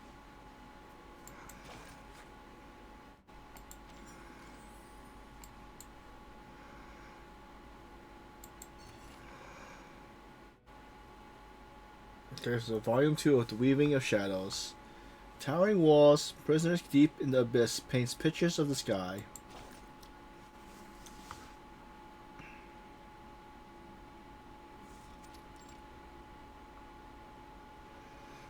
I read in an article once that you Chileans don't like barbecue literature. Something about it being too noisy. You sure are a quiet bunch. Is that so? And you Argentinians just love it, right? If you're any Merrick to go by, I say you're all loud and obnoxious. You, just because the idealist isn't here, you think you can turn the salon into a debate hall? You started it. Enough. Stop squabbling and post your work so we can read it. If you ask me, you're simply more interested in rhythm than form. Spanish is a rich language, one that is inherently expressive, ever-changing, and artistic, much like the Baroque literature. The typical quiet man words douse the argument like a cool splash of water, sending the group into a rare moment of calm. Ha! All jokes aside, I do miss them. Ever since those mad members of left La Soledad, we had far fewer breakthroughs and streams of consciousness writing. I, for one, would gladly discuss the artistic value of stream of conscious composure. As this new topic surfaces, the inmate's voice begins to rise once again. It was the most unusual literature salon, full of emotional charged statements and biased option. But I didn't mind it. In fact, my feeling was quite the opposite. The inmates gave me an incredible feeling. Not one of them saw themselves as a prisoner stripped of their freedom. A group of literature enthusiasts coming together in an abandoned prison and cooperating to build an ideal nation. I felt as though it was the result of some kind of pact, but in reality, it was clearly a government-run prison. Everyone, quiet down. I have something to announce. An unfamiliar voice cuts off the clattering typewriter in Dora's mind. A woman walks out from a far end of the darkness and steps into the center of the salon, stopping before the whiteboard and podium. Mr. Idealist entrusted me with hosting the literature salon. He left a letter under the stone in the corner stating that he has personally matters to attend to. For this session, I will now announce the next research topic. Fiction's duality in reflecting reality and the self. Heavy gas turns heads and uproar spreads throughout the audience. Clearly, this wasn't the topic they were expecting. She raised the letter in front of her hands in a gesture for silence. Like-minded fellows, aspiring writers.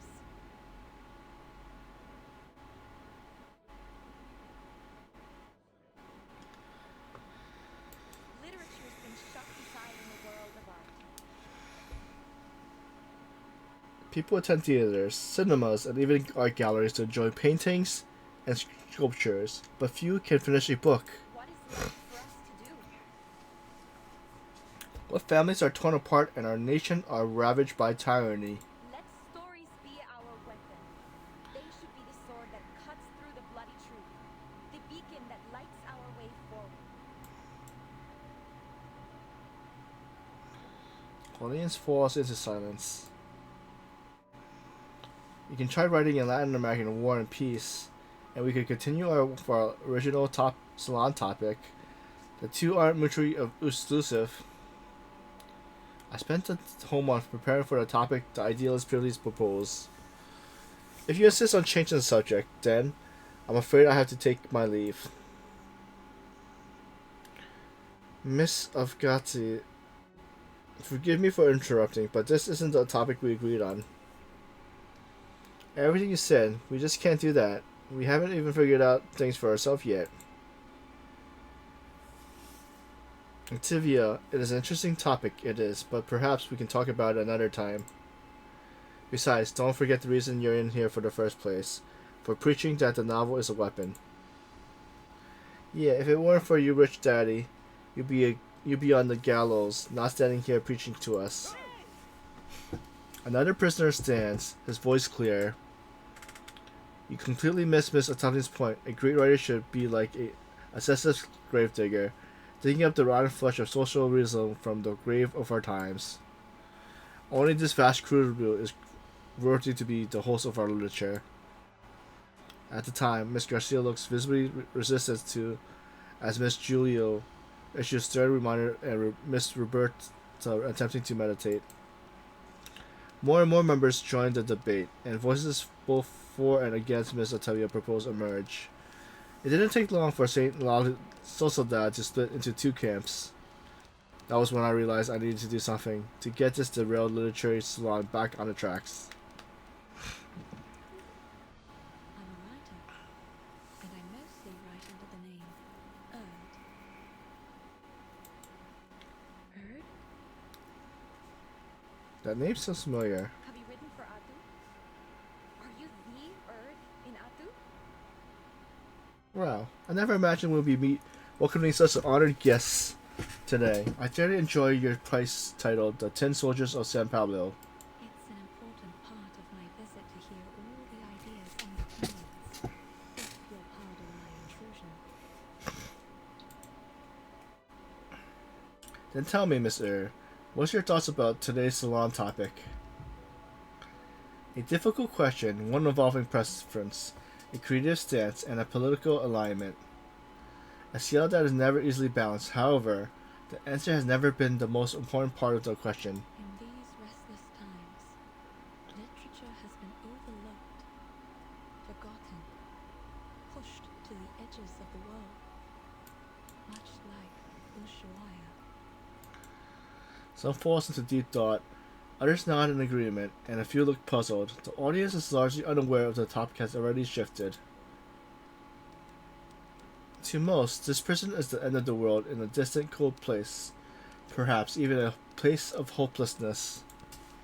When a prisoner is first sent here, I cannot help but imagine that the first thing they feel is a stagnant pool of water and a calm, quiet despair. She sees this chance to guide the literature salon back to the muddy trenches of idealism. She recalls the days of typing while looking out over the river, boats, and palm trees.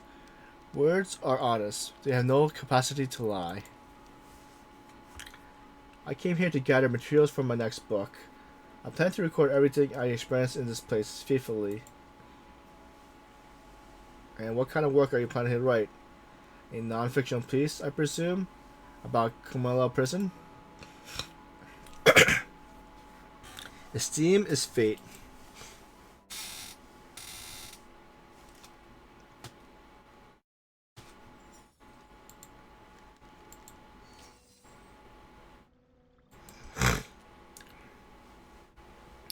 So stage part 6, Shadows of the Living. Metallic sheath, rippled water, and shadows that pierce back from within the dim reflection.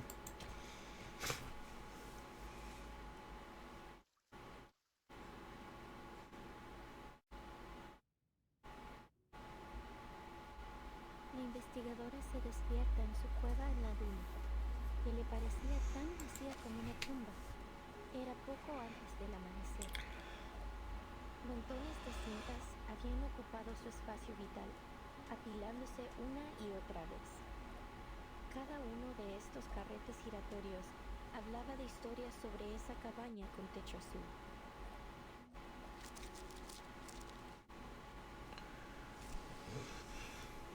Oyó la voz del asesinado conductor de burros detrás de ella. Oigo a todos ellos, las risas y las voces de generaciones pasadas, como hojas secas atrapadas en las grietas de viejas paredes, rugiendo solo cuando el viento sopla otra vez. No pondría un pie en esa casa si fuera tú. El mendigo al lado de la puerta también habló. Duermo en el porche cada noche. Cada mañana una luz tenue brilla a través de la ventana, pero nadie sale nunca por esa puerta. Y nadie ha entrado nunca. Luego la voz del empleado del banco. Es la historia del alter ego. Esa casa debe haber estado llena de deudas que nadie reclamaría. La anciana enferma, luchando en su cama, susurró. La casa recuerda esos días, cuando la gente desaparecía en la oscuridad de la noche y los niños eran robados por las tormentas. La investigadora de paracausalidad había oído suficiente y volvió a dormirse. Solo quedaba el traqueteo del dado de Babilonia resonando en su cueva vacía.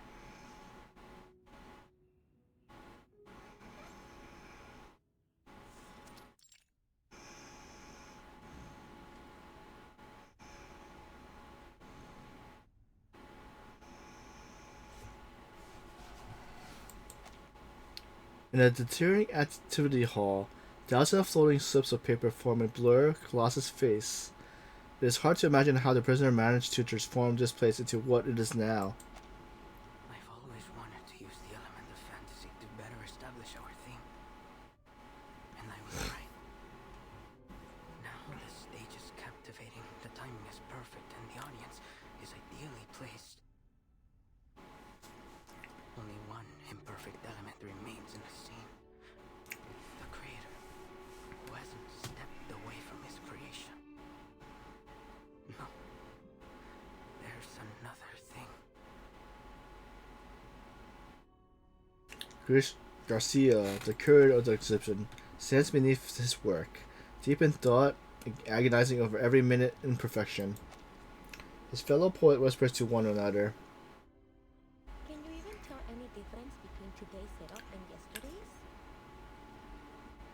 Seriously, Roberta? That's a rude question. Wait, Well, what's the difference then? is that Digger? Well, I can't see one either, but you should never judge art by how much it changes in a day.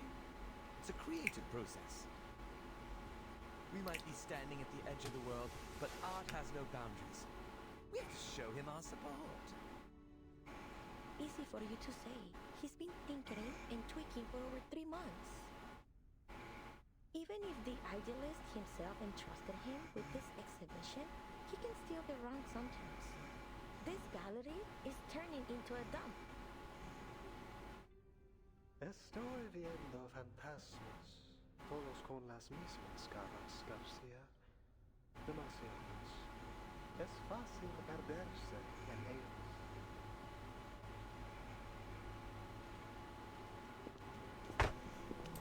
Having navigated through the labyrinth, the idealist, the leader of La Sociedad, arrives at the exhibit entrance, accompanied by several new faces and the jailer. Idealist, you're back. For these new recruits for La Sociedad, you must have had a very successful day. It is good to see you, Garcia. How has your vision progressed? First a salon, and now an art gallery. Is this really a prison? Her shock is evident on her face, but her words are ignored by Garcia begins to vent his frustration. As you can see, I've strived to push the element of fantasy in my work so that it might reach perfection. But why doesn't it look like what I imagine? It's like I'm trying to work on a shadow. Some shapeless thing that morphs and shifts by the hour. Idealist, am I losing it again? I took my medicine as instructed. It was never the pills that blinded you, my dear Garcia. You mustn't let tedious routine stifle what's truly alive. Remember, like those old poems, your exhibition must have a timeless rhythm that's never lost to the changing of minds. Garcia holds out his hand as he's grasping something fleeting but fails to hold on to. Sorry, maybe I'm just not getting it. Look out. There's your answer. Though the sun rises the same way every day, the multitudes of shadows it casts are ever changing. Isn't that the only constant in life? Change. We foolishly pursue stability and constancy, but our very world denies it. Take a step back. Take several, and see the truth for yourself, lest you too become lost among the shifting shadows. I get it now. It's the changing light that makes the exhibit seem different from what I expected. I shouldn't waste my time on freezing things in one perfect moment. Instead, I need to embrace change as it comes. I don't know how to thank you. I won't let you down. I must complete this exhibition. Complete my alter ego. The choice of words widened the writer's eye. Did you say alter ego? And he called you Garcia. Is that your name? Garcia, where did you learn about this alter ego? Do you happen to write under the name? The curator has already returned to his work, uninterested of oblivious to his visitors. Please, Recoleta, give our artist some space. Can't you see? He's already returned to his own time and space. He can't hear a thing you say. He's right. Garcia is deep in his own head now. He won't hear a thing until he's done with whatever he has to do. Even if the floor were to collapse out under us, I think he will be left standing in the air without even noticing. Pardon me then. She takes a step back out of respect. All right, my dear guests, please forgive my late introduction. Welcome to the Gallery of Bewilderment. Thank you for inviting me here, Mr. Idealist. The Foundation investigators have been carefully observing each prisoner's movement since they arrived. But unfortunately, there's no sign of Miss Doris. I imagine you're curious about what we do here, in the heart of La Sociedad de Poetas de las Americas. We're putting together a magazine, a collection of poems from Kamara, our very own Casa de las Americas. Casa de las Americas? The idealist nods with a smile. Exactly. Named after its great predecessor. You're a fine mind indeed. At this very moment, all our compañeros are working on it. Garcia's exhibition, Alter Ego, is centered around the birth of this magazine. And here, You can see the signatures from all the poets involved, along with a few words they've written. Reading it is like looking into the soul of our society. All these signatures. Sonetta steps forward to examine the perplexing artwork. In the dim lighting, the enormous face appearing to be looming watchfully over the entire room. A floating strip of paper catches her attention. Timekeeper, here! It's Dr. Doris' pseudonym, Erd. Then she was here. Sonetta pockets the slip of paper dutifully. Precisely.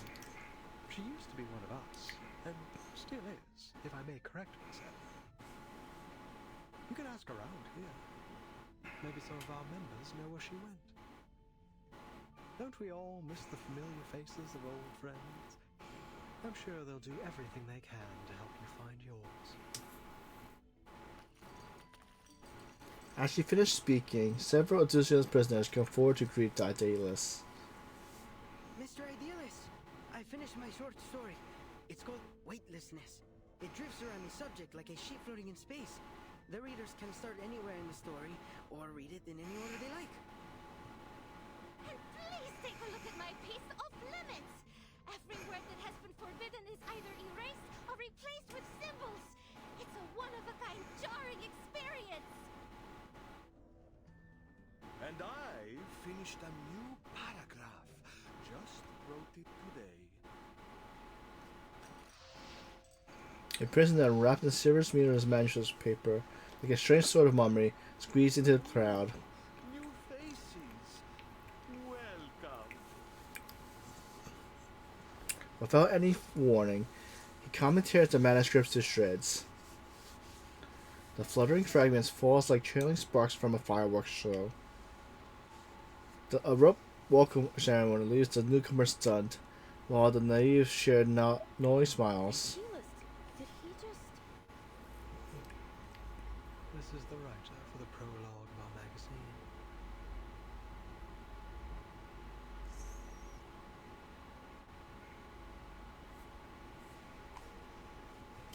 The prologue consists of a 2,000-line poem and an introduction that is written in 86 languages to avoid misinterpretation.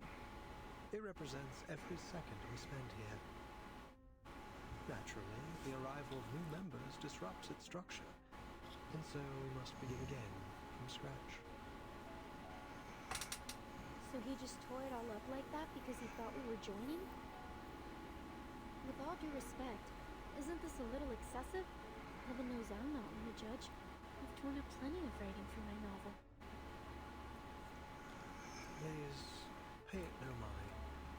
It may not be an easy task, but he's doing his part. Destruction is hard, but more necessary than you think. Without it, we'd all be stuck in a still and stagnant pond, with all the smells that entails. This all sounds very complicated. When will your magazine be finished then? Forgive me, but I'm not sure what a floating sheet, a jarring reading experience, and all this constant rewriting meant to express.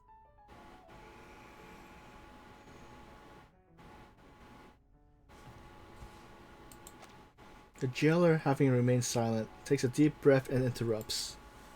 As I've said, Komala isn't like any other prison.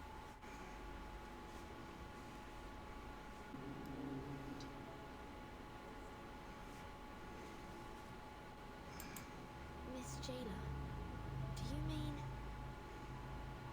This place also serves as a research center, and the prisoners here, for all they claim, are not just poets. They are arcanist criminals, and each one of them has been diagnosed as mentally ill. Wait, but Doris came here. Does that mean that she's mentally ill? The leader of the Soledad remains composed, like an island in a rough sea, leaving the onlookers to question whether she is entirely mad or the sanest of them all. You're quite right, Jada. But let's not forget that mental decides the norm? You, the physician, or the ones outside these walls? We've been exiled here by the standards of our time, deprived of our roles in the outside world. So please, as we agreed before, I ask you not to interfere with the affairs of La Sociedad. These people are visitors, not your new recruits. But should we not hear their thoughts first?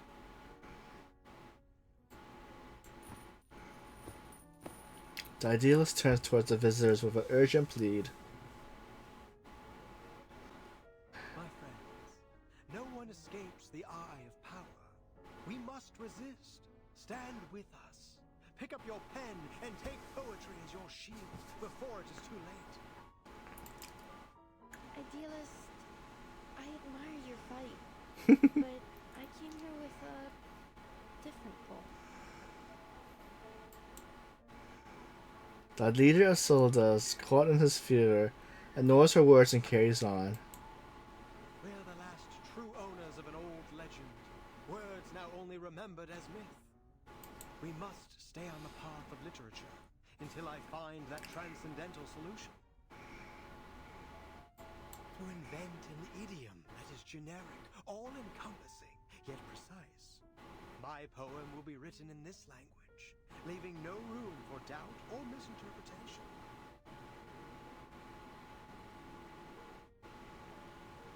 How blessed is a man with infallible memory. He holds the finer details of each object within him, more vivid than anyone else. In the end, he'll have all the answers, if time allows him. A dreamlike expression crosses his face. It briefly seems as he has become an entirely different person, but his vision is soon interrupted. Sweet tongue, sister, house, her muffler, tango.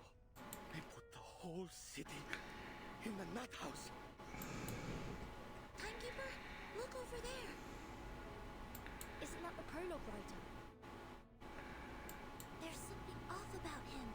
Please, Timekeeper, stay away from him. What's happening?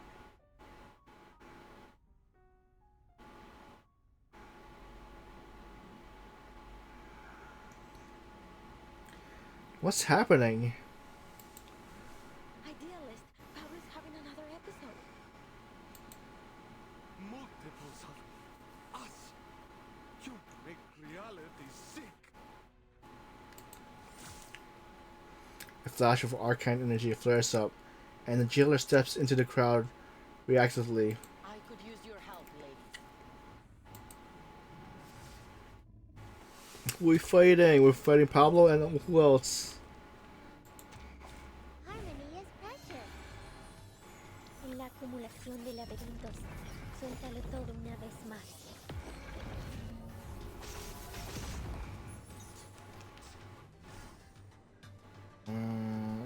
Let's use her.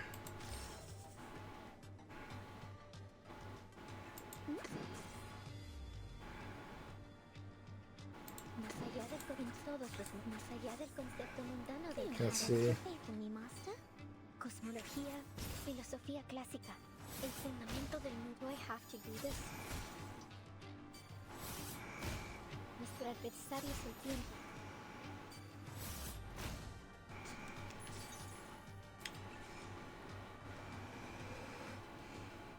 Okay, let's see. Debuffs. En todos los momentos. A pot of liquor and perfectly under...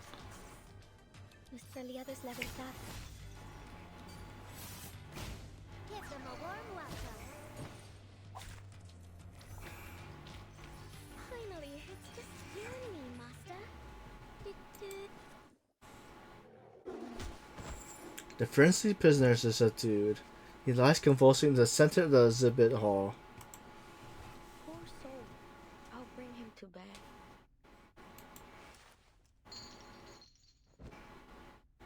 Well done, ladies. Aren't you full of surprises? What was all that?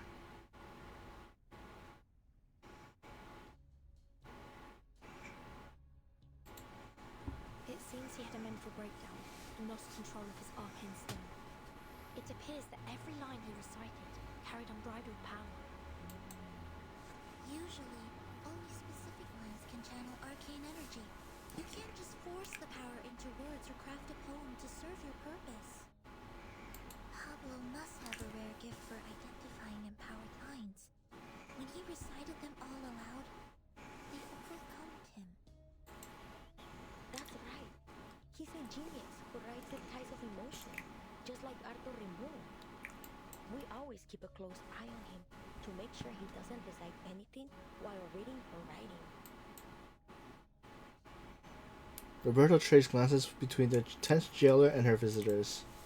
But sometimes things slip through. You must understand how difficult it is for a poet to never taste the words on his own lips. So then, this isn't the first time, and you're all fully aware of it. Do I understand you right? Did you just admit that you've been hiding an inmate with a dangerous condition from us? According to the safety regulations for the Panopticon of Kamala, he must be sent to the physician for immediate treatment. The jailer command caused a dramatic shift in the room. No, wait. We can explain. He's doing fine. We know how to help. This was just an accident. We got distracted by the new members. We won't be handing him over to the physician. No true writer would allow their mind, the most sacred palace of their thoughts, to be opened up to that cold-hearted, ignorant butcher. Even one who believes their inspiration flows from a source beyond the mere substance of the brain would refuse it.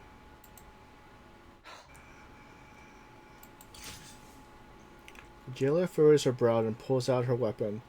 The air tightens in an invisible thread.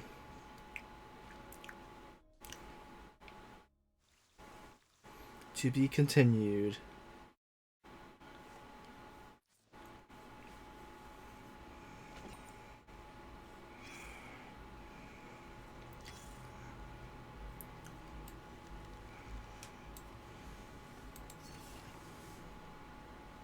Okay, typewriter records. P5. A woman's documentation on a blind society. Even though they refuse to discuss the outside world, spending even a few days inside the prison makes clear that the reason they are here is precisely what they avoid speaking about. Russia is a cold town on the tip of Argentina's southernmost territory. The polar nights, the frozen sea, the proxy of Antarctica, the endless winter, and all makes the place seem buried by time and forgotten. It possesses all the necessary qualities of a prison, making it an ideal place to send arcanist sensitive diagnosed with mental illness, a place to be forgotten. Setting aside a true definition of madness and their status of prisoners, what I see in the prison are formal poets, writers, and social activists. In their era, some spoke of poetry, then disappears from society for owning a book by Jean-Paul Sartre. Some cited grassroots rebellions against hierarchy structures, only to be exiled. They were repeatedly questioned, why do you read these books? Why do you write these poems? They are branded dull organizers and eventually sent here to partake in an experiment conducted under the name of folklore and psychoanalysis. It is nearly impossible to determine whether their madness was defined by society because they resisted order, or if they induced those relentless electric shocks and torture. Or perhaps all of these reasons are one and the same. The reason is often avoided, sanitized, or ignored, because deep down, we all know how deeply it is woven in the fabric of our lives. At first, they said nothing, but this very act of deliberate avoidance was what truly conveyed their grief and fear.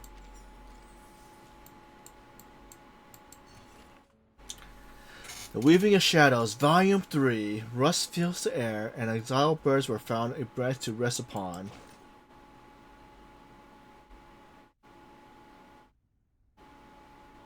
Fate. It looms over us, yet each of us may hold the power to steer its course. Just like this nations of contradiction, its fate should also be.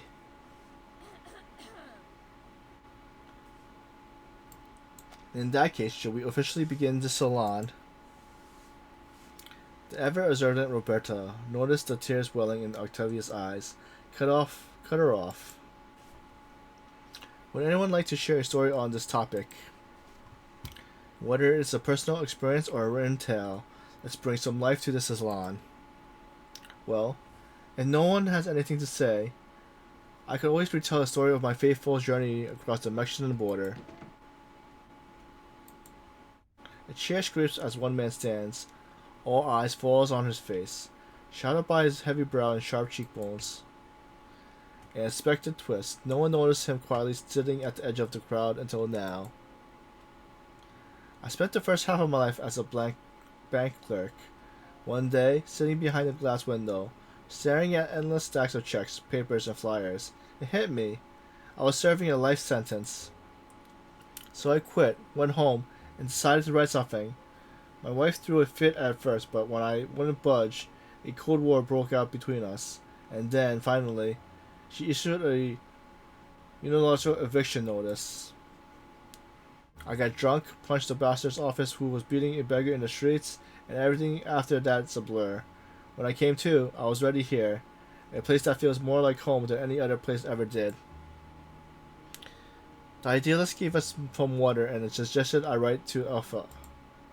So I did. I wrote a letter and asked a question. 2 weeks later, I got a reply. Just one line. I'm still trying to figure out what it means. In the short span of life, there is this infinite existing staircase, and at its end lies nothing but a silent body of water. Giulio, I had no idea you had such a story. Why haven't you mentioned it before? I didn't know you've written to Aleph too. Tivia, maybe you did choose the right topic. Young, passionate writers like you should carry the dream of changing society. Don't end up like me, waiting until this age to finally pick up the pen. Oh? The hostess, fully engrossed in the story, has almost forgotten all about the topic. Great, I suppose it's my turn then, so here's my tale of crossing the Mexican border. For heaven's sake, spare us. We heard at least 7 or 8 versions of that story already, not to mention the 5 short stories in your collection. 5 stories, Roberto. 5, and the only difference between them is the narrative perspective. Repetitive narrative is indeed an important topic in literate criticism. The remainder of the salon is spent in noisy chatters as the storyteller quickly spirals out of control. Only Dr. Doris quietly repeats the name to herself.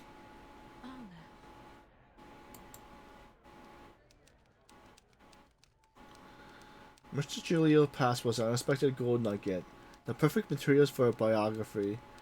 I'll treat it with care in my next submission. By then, I had nearly forgotten I was still in prison. I had been swept up in the military salon. I resolved to record all that I witnessed in the prison. As to whether the inquisitor is truly prisoners, that will be for the reader to decide. At the time, I did not ask how they found their way into the prison. Like them, I was thinking of purer things. Looking back at the journey, I now see that the entangled strand of the Labarra del Diablo has formed an interconnected web. Just as the slide gets into full swing, a face emerged from the shadows. Only the smile clearly visible. Rarely do I observe the salon from afar, taking in all its symbolic quirks and sibyl metaphors. The bridge between reality and unreality, the poetry of the typical and the atypical. This is how I envisioned the Celeste de Podra de la America when I founded it. The new arrival catches their attention. Reality and unreality. Are you referring to the difference between non-fiction and fiction? I'm afraid I haven't quite grasped your full meaning. Ah, but you understood at least part of it, didn't you? That alone proves we're walking the same path. The unwavering pursuit of atheism truth.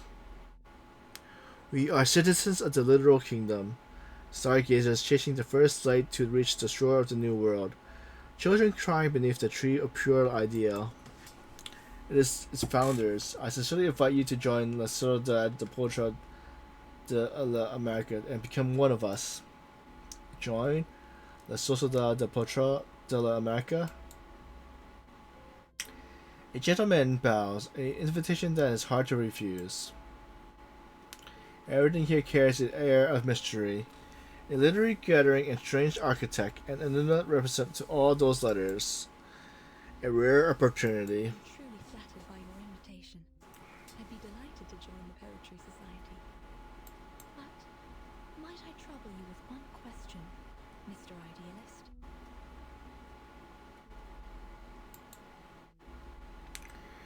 Ask away. Can you tell me about this, Elof?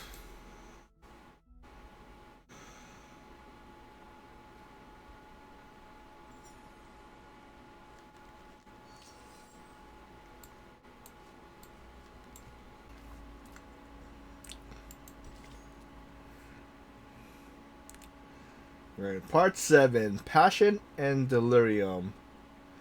Open your eyes to see the night. Close them to see the light.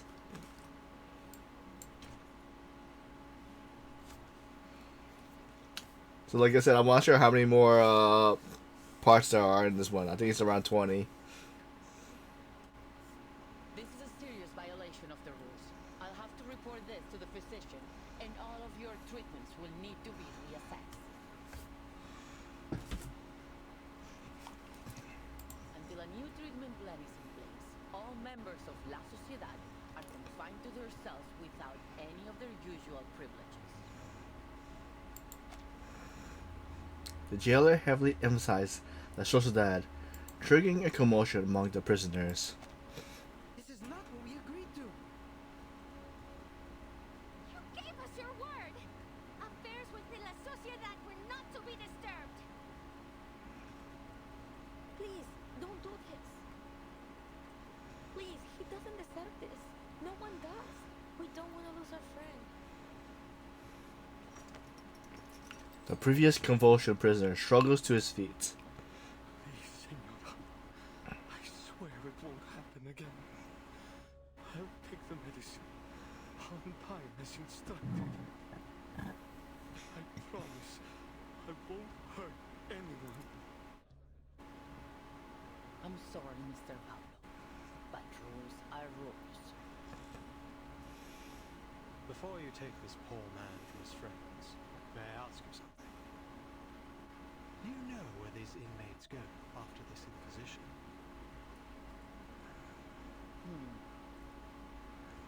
My duty is to keep order here. What happens beyond these walls is not my concern. Perhaps they've recovered from the physician's treatment and were returned to society. The jailer expression relaxes. Within these walls, the only truth we know is this. No one returns from the clinic of the physician of Gomorrah. Are you certain this treatment they received is really a cure? Pablo is harmless. He's just a writer who has a talent for finding words and poems. That's all. Please, let him stay. We'll look after him. He can have our share of the medicine. We'll keep him in check. But this doesn't conform to our regulations. Still as arrogant as ever, Idealist. One day, you'll get us all killed. A stranger enters the exhibition hall. As she arrives, the jailer exhales with relief. Oh, it's you. I'm glad to see you here. Who is that? That's Octavia, one of our model inmates. She's been a great help in the past. If you're interested in prison literature, I'd suggest talking to her instead of the Idealist. So, she's a writer too. got writers coming out of the woodwork. I thought it would be easy to find my writer friend in a prison. But what are the odds that I'd break into a place absolutely lousy with them? She used to be in their gatherings until she got tired of their nonsense and started her own faction. The news arrives brings out a change to the idealist. He clicks his tongue imperceptibly. What are you doing here, Octavio? Haven't you heard? The era of chieftains, ghosts, and plantation stories is over. Visceral realism is the future.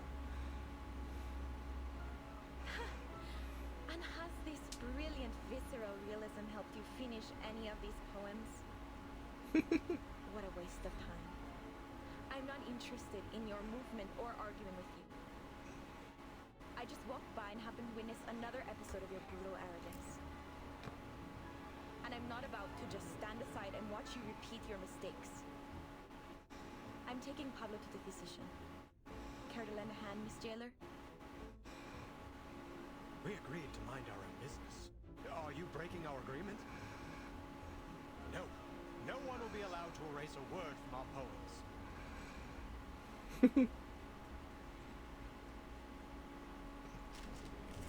It's a battle. Field check complete. Move carefully. Haven't you let your ego cause enough trouble, idealist? Better that than siding with the devil like you. Enough. This pointless arguing ends now.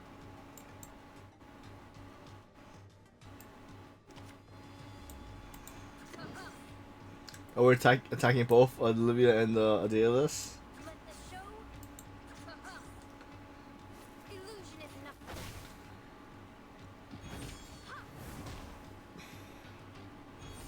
Foolish.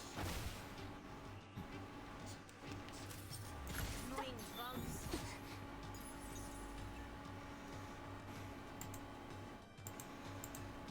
Please stay behind me. A simple arcane trick. Be careful. You won't get away. Bang, bang. My responsibility.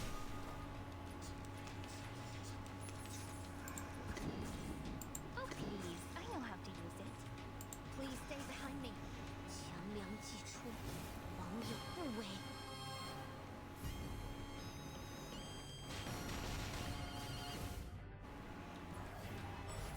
Annoying bugs. Didn't see that coming, did you? Case closed. I'll be sure to write a report and put it on your table.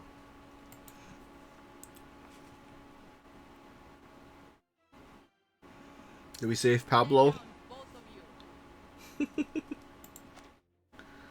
Their heated debate continues without any concern for the jailer's warning. You've never listened.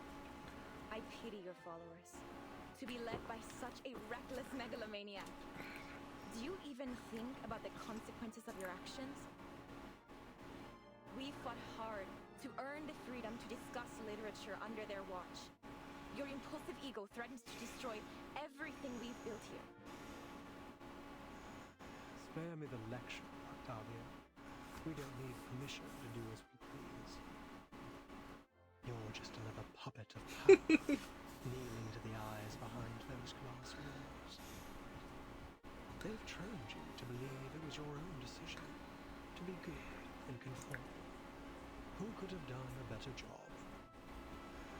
When I look at you, all I see is a sheep, docile and obedient, just the way the tower wants. What kind of work? It's interesting how he points. Literature isn't defended by those lounging in cozy rooms, scribbling to soothing music. Have you looked in a mirror, idealist? You've become a pathetic windmill-tilting fool. A monster tearing down everything around you. A beast of prey, you mean? Naturally, a sheep would be appalled by the mere thought of such a creature. A fearful sheep caught in a vine, confusing the blade that would set it free with the jaws of a lion. such a master of metaphor. But I beg you, learn to distinguish right from wrong, fantasy from reality. Only then can you truly lead our people toward what's right. Distinguish right from wrong. Don't make me laugh. Is that the limit of your vision? You... She's getting mad.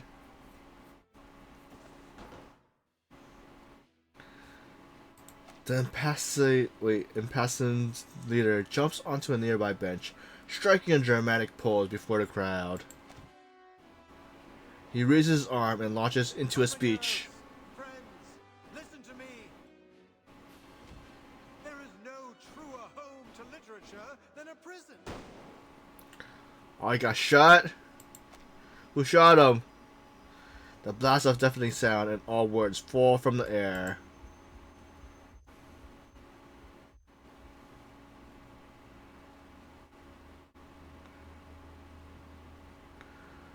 The idealist's expression freezes. His eyes search down from a frozen face to a dark red hole in his chest.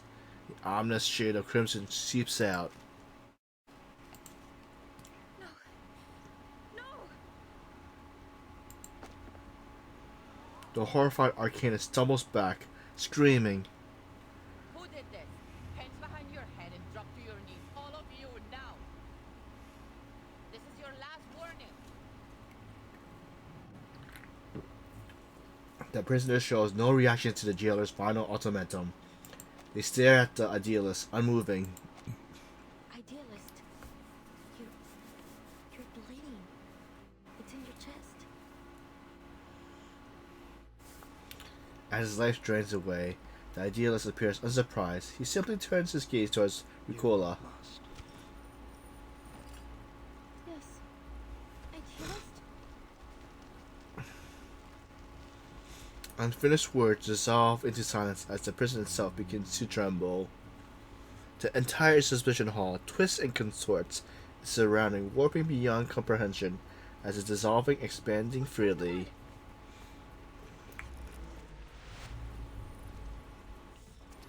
Wait, it changed?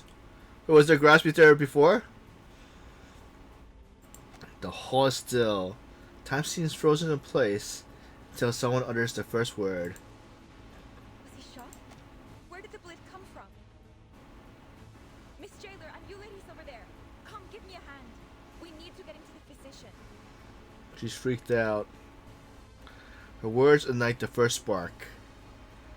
Did you do this, Octavia? You couldn't face the burning truth of his words, so you pierced his very heart instead, just as it was blazing with the fire of justice. Or was it you, Jin? Did you intend to crush the voice of poetry beneath your wheel of power? It has to be one of you devils in disguise, beasts in human skin. Can't you see? I had nothing to do with this. I'm as innocent as any of you. I've been trying to keep order here, to protect everyone. And now you blame me? Don't listen to her! The idealist made it very clear! She's trying to get us punished for her own gain! You're a murderer, Octavia! The prisoner's fury erupts. In the kiosk, Sonetta blocks the arcane seal that pierces the air. This is mad. You're accusing me without proof. It wasn't me. This is getting out of hand. I suggest you ladies leave now. No, wait. It all happened too fast. What happened to the idealist? Is he all right? I didn't even get a chance to ask about Alice. Yep, Alice is the next person in the banner. As the tides of the people surge around them, the line between life and death blurs beyond recognition. I agree with the jailer.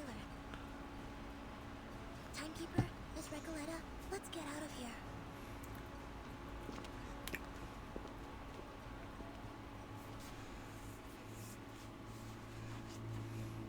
The violent conflict rages on, and everything else becomes meaningless. The illusion of time dissolves. It flows unknown. Under the Guardian's influence, the frenzy of prisoners begins to resemble an unreadable, chaotic epic. At this moment, an unidentified figure enters their midst, though no one takes notice. The newcomer scrutinized the motionless corpse. His vitals are gone. At last, some peace and quiet. Well, for a liar and a thief like him, there's hardly a better end than this.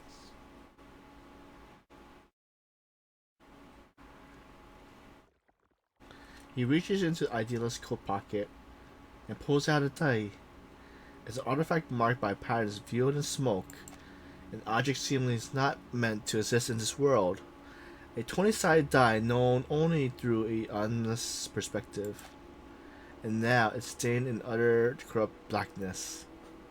Just as I thought. You had it all along.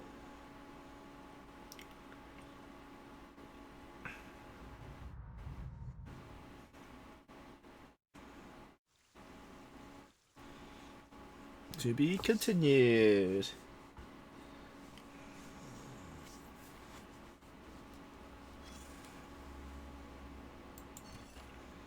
The Weaving Shadow Volume 4. Fate is like a mirror. Its strongest reflections are shaped by time.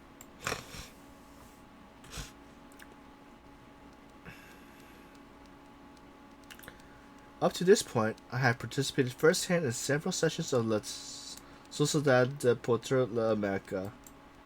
Those literature experiments treated language as the advanced game, weaving reality and fiction into an invisible web, ensnaring everyone present in the maze of words. Never before have I been so intimate with literature or thought about it so deeply. I was amazed by how words could so vividly express both playfulness and value.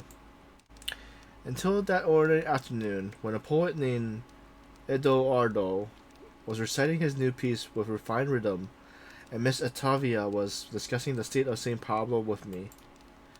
No one noticed anything unusual about Miss Julio's condition.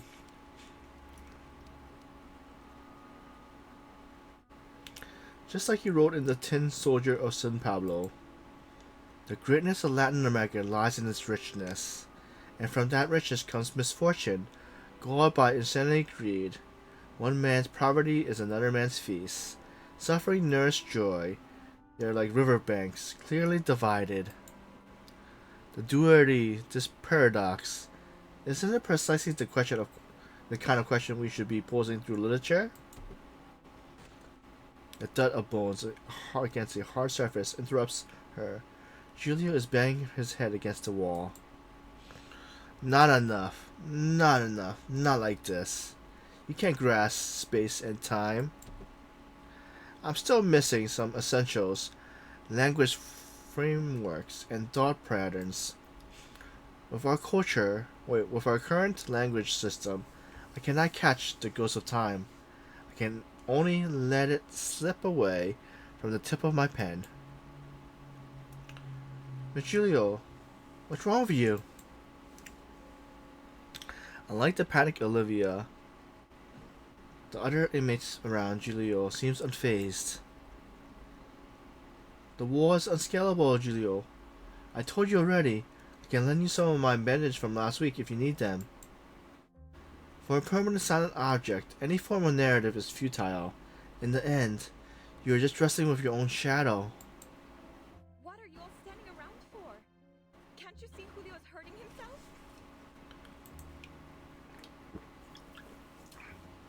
Octavia is clearly flustered. Doris knows she must first eliminate any outside interference that might obstruct her ability to help. Miss Octavia, please calm down. Tell me, what do you see? It's Mr. Julio.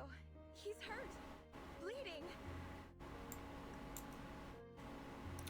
He tries to break through the mirror of language with his head, but it was actually a wall. By now, Doris has learned how to filter out surreal embellishment, typical of La Sociedad members, in order to assess the situation. Mirror or wall, it doesn't matter. Please take a closer look and describe what you see, clearly and without embellishment. What is Mr. Julio's condition? His muscles spasm uncontrollably as if jolted by a cold electric current. His face is tightening, twisting, like he's struggling against a silent force. His fingers are curling into unnatural shapes. His expression keeps changing. First pain, then panic, and finally, blankness. Sounds like he's having an epileptic seizure. Perhaps I could offer some help. Guided by the sound of Julio's whimpers, Doris approached. His head is bloodied. Please, Miss Octavia, help me so I can help him. Could you please lay him down flat on his side? We have to stop him from hurting himself. I can use my arcane skill. Flashing lights could worsen a epileptic seizure. Does your arcane skill emit intense light? If so, I must ask you to refrain from using it. Octavia hurries, retracts her incantation. She presses down on Julio's shoulder and lowers him onto the cold, hard floor. The doctor kneels quickly and gently turns the man on his side, preventing him from injuring himself any further.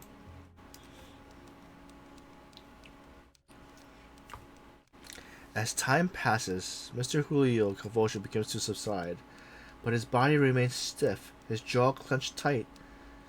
I took a disposable bite pad from the first aid kit and carefully placed it in his mouth to keep him from biting himself. Eventually, the situation came under control, and Mr. Julio's breathing stabilized. And there everyone went, straight back to the gathering as if it were only a minor inconvenience. Thank you for your help, Miss The doctor responds with a silent smile. You seem experienced. Was it a major part of your responsibilities in Sao Paulo? Yes, saving others is my profession. Writing is my hobby. In my home, I am first and foremost a doctor. Miss you have my utmost admiration. As a doctor, as a writer, and even more as a person beyond any social categorization. You, a doctor who actually lived in the failure, pointed the barrel at yourself before wielding your words as a weapon. Compared to you, I achieved nothing of substance. All I can do is wave ideas around, as if that's enough. Miss Attia, I am simply a writer who follows her curiosity. I'm afraid I'm not qualified to provide you with any concrete advice, nor am I as great as you say. You're well prepared for your vision and ambition, for modesty is such an essential part of writing, and you've just demonstrated a skillful use of introspection. Thank you for your kind words. But I'd like to return to my room and think for a while. See you tomorrow.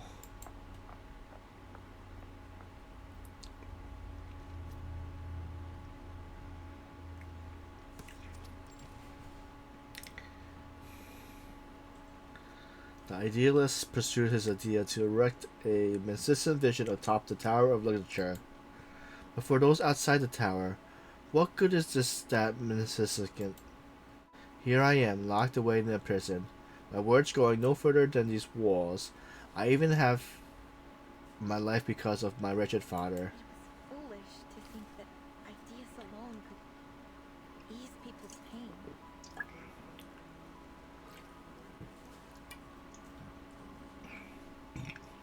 Maybe we're no different from the Heracles who had burned at stakes at the Middle Ages. Perhaps only professionals like doctors with real expertise can truly save a person. Wait, but this person does have a doctor meant to handle every kind of issue, who specifies precisely in the mental field. But he's not just a doctor, he's the overseer of this prison. I once asked the idealist why the person in charge here wasn't a regular jailer or a police chief, but a physician. As suspected, he brushes me off with some gratuitous idealist rhetoricals. But why has the idealist always seemed so opposed to the physician? Why? Why can't patients like Mr. Julio, who are clearly suffering, be sent to him? Puzzles on top of puzzles. Questions after questions. My head. Her sighs echoes through the circular building, and is soon answered by a choir of other sighs. I can't do this anymore.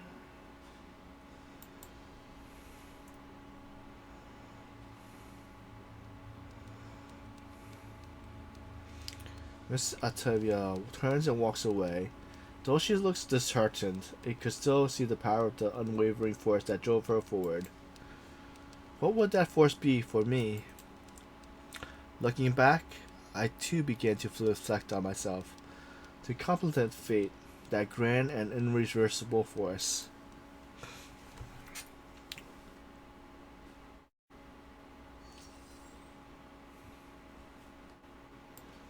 Right? Part 8. The Spider's Web. Open it, reread it, witness firsthand the events that transpire within the desert.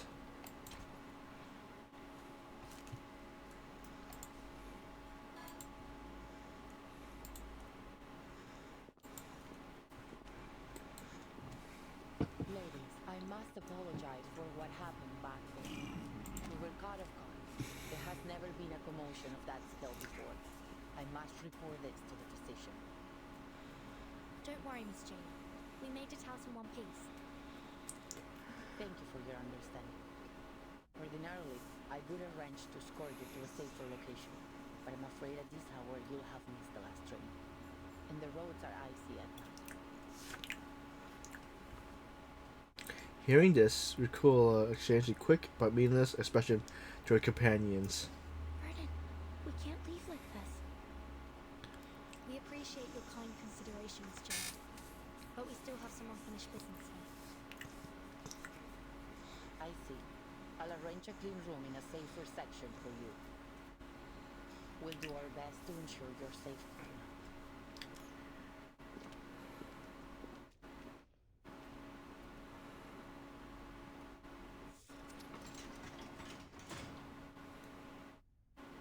Night falls as the girls huddle together, scrutinizing other unfamiliar surroundings. They actually found us a spare room. Bleak, quiet, and somber. It's a cell like all the others. Don't worry.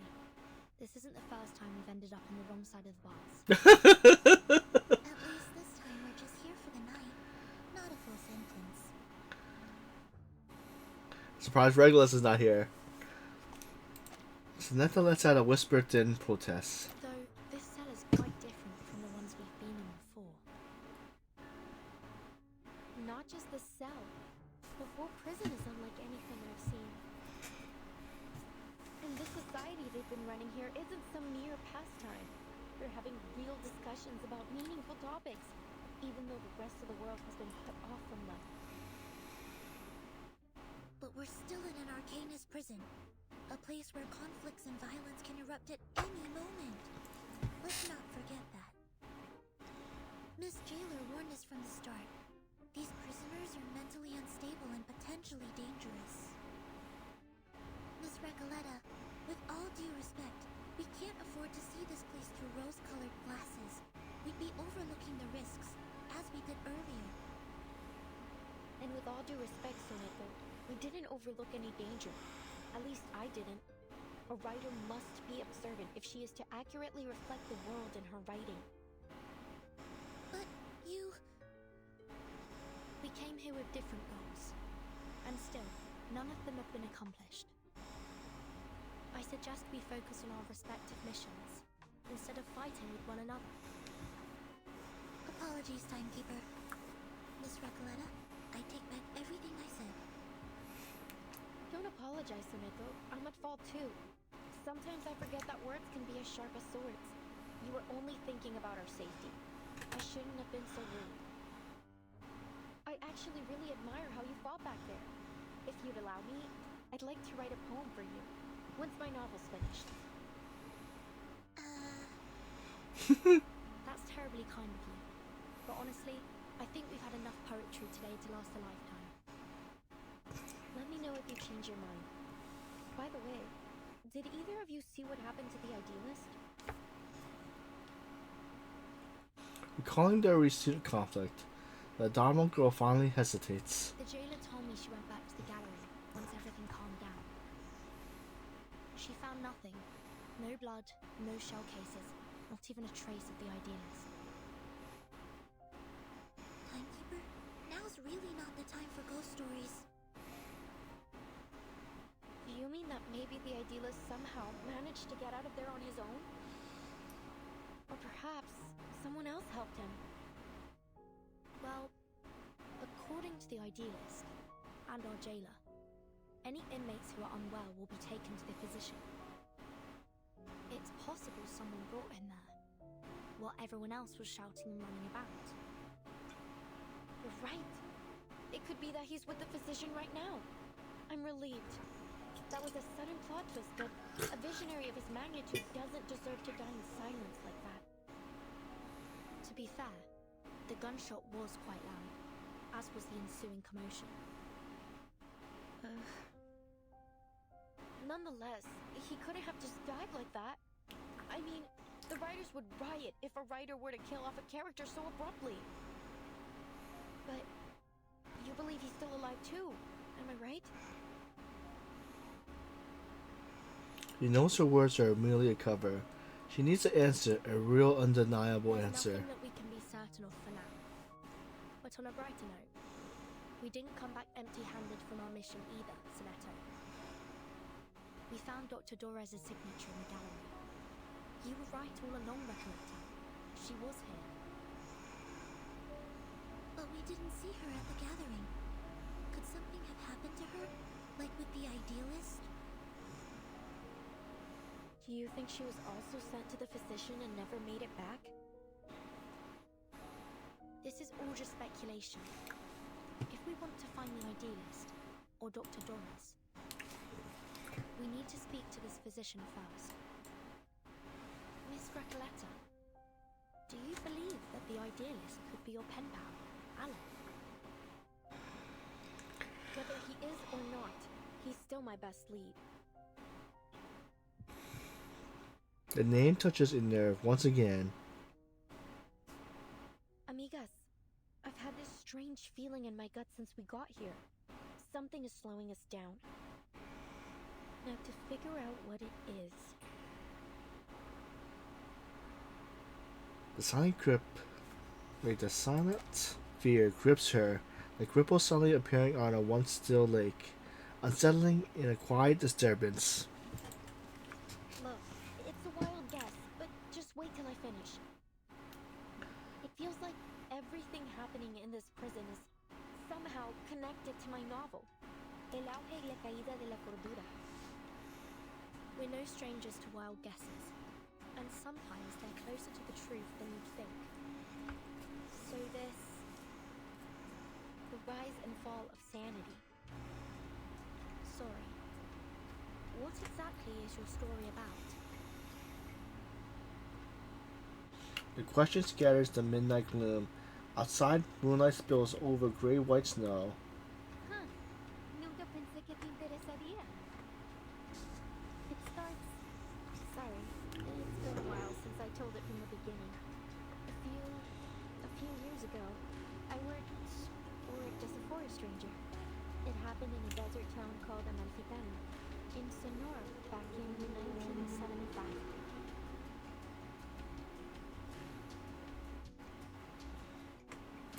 The two patient listeners watch the stampering girl, waiting for the next part of her story.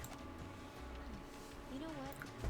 Most people say the beginning's a bit hard to get into, except for Alan. I'm thinking of rewriting it.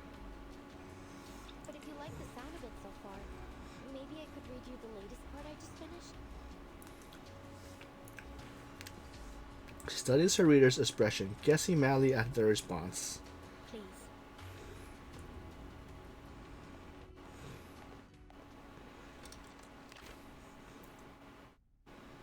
Todo empezó con los datos de frecuencia de las cintas.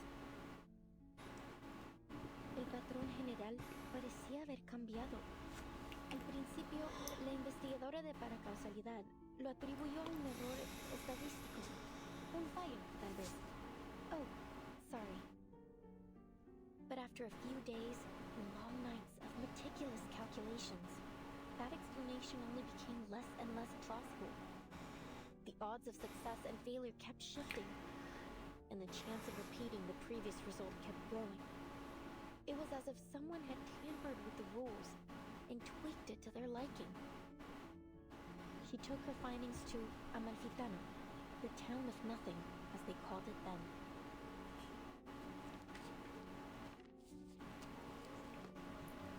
Near the old looms, she met a blind weaver who spoke softly of an old tale.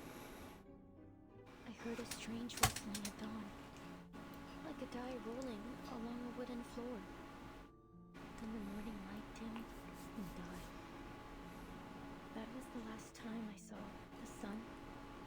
My own hands were the threads I worked with. The second time I heard the die roll, I was told the oxen in the field sank to their knees and never stood again. By the third roll, the fields were crawling with frogs. Plows ran over them, and some still writhed, squeezing themselves deeper into the cracks in the earth.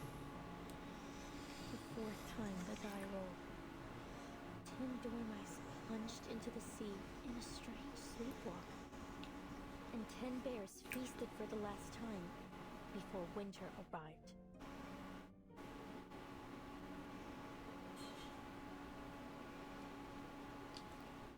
The final roll of the die was cast in a cage during the duel, before a crowd of eager eyes. The winner left with 10 pounds of gold, and the loser left with 10 flies, which fell on him to feast.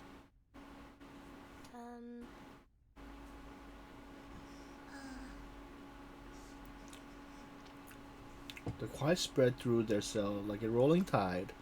Is that all?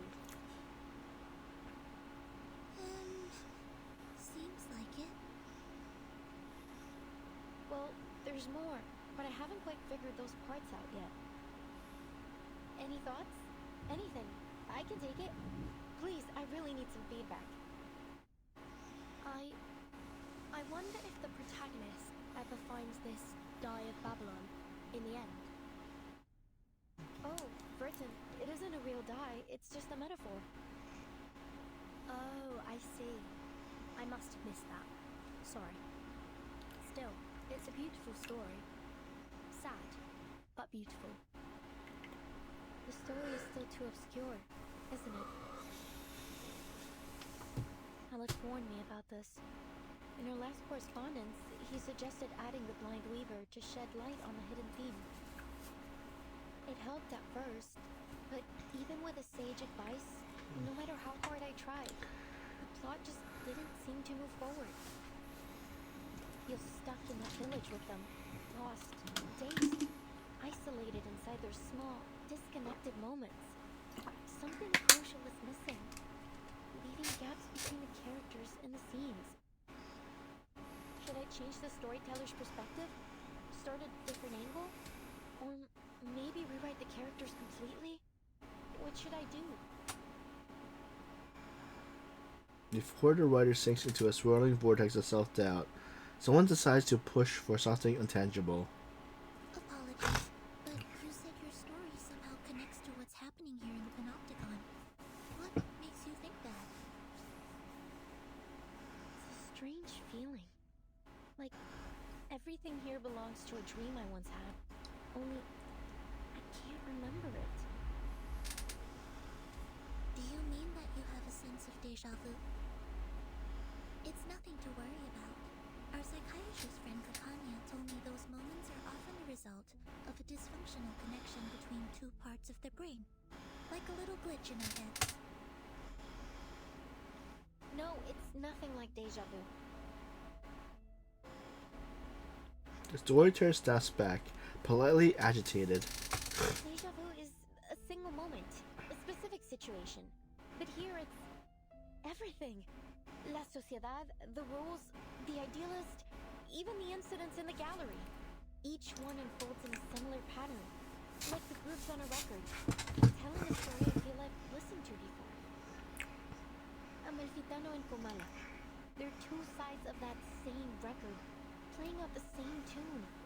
Whatever happens in my story seems to be happening here too. I had that feeling when I met you as well, Miss Burton. At first I thought it was only an interesting coincidence. You're much like the first character in my story. A traveler with a suitcase. The girl rambles on, desperately relating to her characters. But then I realized, the doctor, your Dores, she's like the blind weaver who lost her sight to the dye despite having always been faithful to it.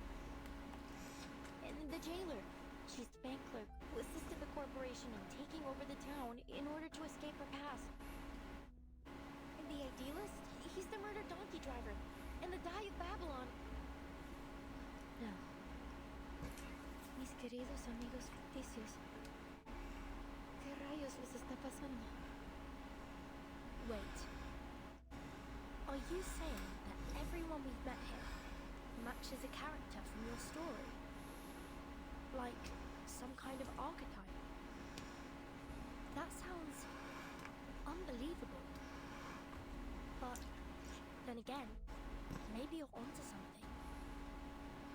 You see the world through a different lens that none of us share. Not just the characters. The events here are mirroring my story too. Aleph, he's the only one who truly understood my story. If things are playing out just like my novel, then maybe Aleph is in fact still here. Are you suggesting that someone is controlling the Panopticon in order to make it follow the same plot as your story? That they've set the rules, started the poetry route, planned the attack on the idealist, and tried to prevent us from finding Dr. Doris? If that's true, Miss Recoleta, it's very likely that the one acting against us is in fact Aleph himself. Recall, I never expected the chain of reasoning to unravel this way. But no. How could that be possible? She interrupts, only for confusion to creep onto her face moments later. Why? Why would he do this? I don't see any reason why he'd be connected. He's an intelligent, cultured, and profound person, not a common killer. No, none of this adds up. Remember, Dr. Doris was brought to Ushuaia by the Xeno rebels. And we know they're connected to Manus Vindicte. If this Aleph really is hiding Doris from us, he may be working with them. Urkula stares blankly for a time before clumsily shifting the topic. Oh, my Soneto. I didn't know you had such a flair for stories. Maybe you should join us and become a visceral realist too. I think you're only imagining things. Perhaps you were inspired by this strange prison? Perhaps we all need to start writing our own stories. Come out now. Whoever's out there, speak up. How can we help you? Who's there?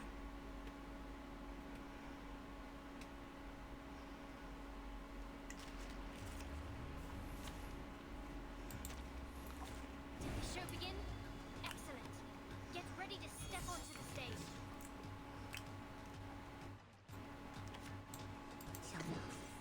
Please. Oh, please. I know how to use it. You won't get away.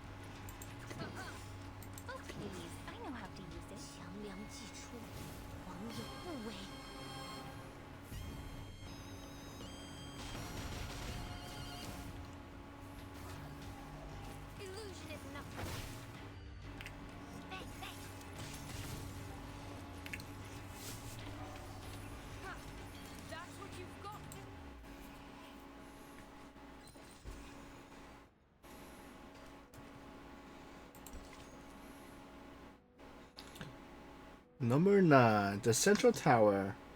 A silent and merciless order of ideals.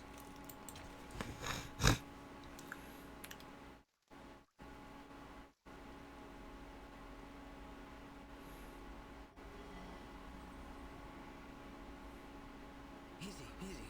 It's me, Garcia. We met at the gallery earlier. Please, I come in peace. Ricola pays no mind to the young man's explanation. Her focus holds on the woman beside him. It's you, Octavia! The murderer herself! Please, calm yourself, Miss Recoleta. The jailer has already confirmed that she wasn't the one to fire at the idealist. The shot came from somewhere else in the room.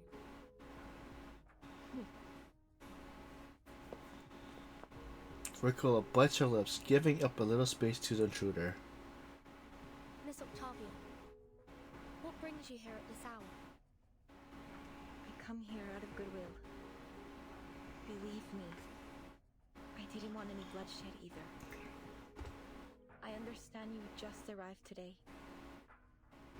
There's something you need to know about the inmates here. Their visitor's expression is weary and low. We're outcasts, rejected by society and literature, and our privileges are limited within these walls. But before I started my own literature group, I struck a deal with the Panopticon authorities. If we cooperate and stay out of trouble, they'd leave us be. We could discuss literature freely and openly in Gomala. Such a thing may seem trivial to you, but this is of immense importance to us. Oh, there's no happier thing in this world than discussing literature. No one should ever put limits on it. You're right, Recoleta. But we're prisoners here. There are certain rules we have to follow. Except, the idealist didn't see it our way. He refused to compromise, believing that the long poem and his so-called ism could break us free from the cage of the ever-watchful eye. Perhaps he was right. You might have achieved more if you'd listened to him. After all, visceral realism keeps us connected to who we are. You have to believe in the truth of visceral realism, because out there, beyond these walls, many of us still do. And what has it changed? Garcia, you're the latest inmate here. Tell us, 3 months ago, before they arrested you and took you here, what has the visceral realism movement accomplished out there? Besides them, Garcia, who was impatiently leaning against the railing, produced a metallic vibration on the grills. A rough paper roll rolls between his lips. At first, it was revolutionary. Young poets joined in droves. We held gatherings. And the literary world seemed alive again. I was just a kid when the leading poets left the city. Everyone thought it was only temporary. But they didn't come back. And nothing has happened since. No one says it. But we all know. Visceral realism died in 1977. No, not for me. It's not dead as long as people still believe in it. I believe in it. Octavia ignores the childish remark. She knows that conviction can be fragile as a spider web. Belief, faith, what is this obsession with the true self? Why does your type always insist on there being a true self hiding beneath our roles in society? Our disciplines. Look at the idealist.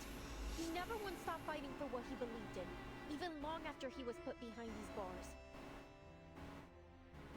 Idealist, what a name he gave himself. Who will he be when he finally breaks free from the eyes of the Central Tower? When he's left without his willful audience? And nobody. That's what. And that is a truth even he is terrified of. Miss Octavia, I hope you come with something more important to share than just some criticism of the idealist. You're right. I have an important message for you. Dr. Dores, I heard you were looking for her. The woman from the Sao Paulo Veterans Residence. She used to write under the name Erd, didn't she? Yes, that's right. Do you know her? You're the first person I've met here to speak plainly about her. Do you know where she might be? We crossed paths, but only briefly. I'm not sure where she's gone. Maybe the authorities know. However, she left this with me. I think you'll need it more than I do.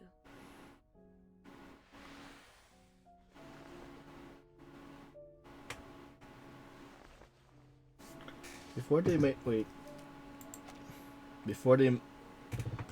open it, she has already turned to leave. We have other matters to attend to. I'll leave you to your business. Garcia, shall we? Their visitor leaves in haste, their face and expression stirred by the night's shadow. The Foundation's investigator opens the worn manuscript folder with caution. The physician told me the horrifying truth about the panopticon of Kamala and the power behind it. Manus Vindicte. By becoming the panopticon's sole patron, they seized control of the resources and the allocation system, turning this place into a living hell. I suspect that the physician, the current highest authority here, is responsible for this situation. I discovered that the inmates were put through brutal training, even when they were too sick to carry out their tasks. They also forced pure-blood Arcanist inmates to wear their masks, effectively turning them into murmuring puppets. Just as we suspected, Manus Vindicte is orchestrating everything. No wonder we didn't find them in the city. They've been hiding here all along. No one would have thought to come looking for them here. They snap the folder shut. A familiar signature, seen on the frontmost page of the Beauty magazine, the receipt of the same pile of heartfelt poems. But why would Miss Octavia bring this to us? What's in it for her? Do you think she's trying to mislead us, Timekeeper? Maybe. But the handwriting in that notebook is most certainly Erd's. If she's leading us astray on purpose, why? Miss Recoleta, what do you think? Could she be Aleph? Not a chance. Haven't you seen how she denies everything beautiful in the world? Aleph would never be so biased. No. Aleph is like a mirror. He reflects both light and shadow. But, Octavia, maybe she hasn't looked at the shadow within for a long time. I know that look on her face. It's the look of a writer. I've seen so many like her during my trip. The faces of a lost, struggling generation.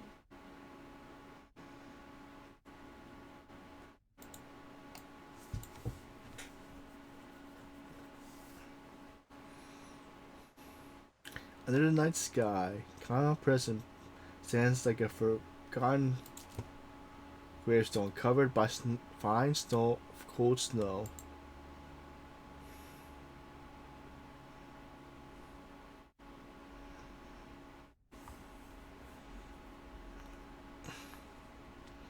In a room repurposed for the prison cell, three girls in search of someone shares an absurd, bizarre tale. Meanwhile, at the entrance of the central watchtower, a jaguar knocks on the secure door. Dr. Merlin, I'm here to report on today's events. Come in.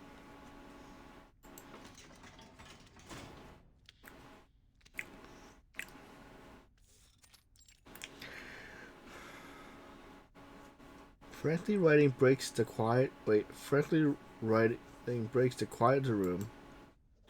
The jailer's visits does not deter the man behind the desk. He continues writing, wholly absorbed, as if each letter was filling the world around him. There was a commotion in the gallery today, sir. An inmate known as the Idealist was severely injured. The inmates nearby said he lost consciousness from blood loss. However, after we put everyone back in their cell, the idealist was gone. I made a sweep of the grounds, but there was no trace of him. It's possible that he regained consciousness and went into hiding. I'll perform a full search tomorrow. The Jaguar finds herself quite unexpectedly concealing the truth about Pablo. No need. Sir? He knew the consequences of breaking the rules, did he not? Sir, with all due respect, I think today's incident proved just how dangerous it is to let the inmates keep their weapons. We never should have let them walk around with deadly weapons. Even if we had to, we should have doubled the guards. We can't expect them to follow their own rules simply out of fear of the central tower.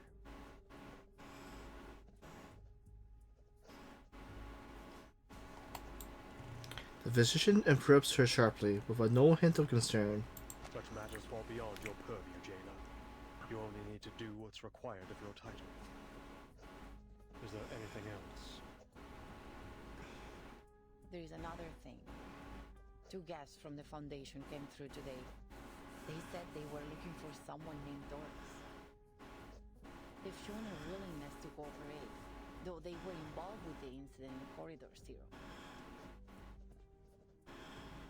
The sound of writing continues. Her report is disregarded. The jailer takes a deep breath. The next part is difficult to say. There is one more thing. I told Miss Octavia we're short on rations, and she's adjusted the inmates' portions accordingly, but that won't last long. Manus Vindicti stopped providing supplies back in March, and Sino has collected all the prisoners they had previously placed in her custody. I just wonder why they have so suddenly withdrawn from Ushuaia and brought all the prisoners with them. I also noticed that we haven't received any orders from the government since Warden Tartuffe was transferred. In fact, we haven't had any communication with them at all. Sir, in frank terms, we're facing down a serious shortage of medicine, food, and basic supplies. At this rate, the Panopticon will soon be unable to operate. Where will our inmates go then? The man before her says nothing for a long time, his pen still flickering over the page. Can we ask the Foundation for help? They've sent their people here. Maybe they're interested in the Panopticon? I could arrange a meeting if you like. You're unusually talkative today.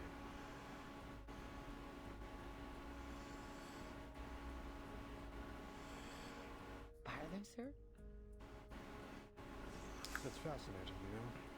You've become so much more concerned about this place and its inmates than when you first started. You are now dictated by your title. I didn't mean to overstep. I'm sorry. You can go now. I have a great deal of work to do. Oh, and one more thing. He beckons the jailer back before she leaves. Make sure this month's Kamala Congress is held according to schedule. Yes, sir.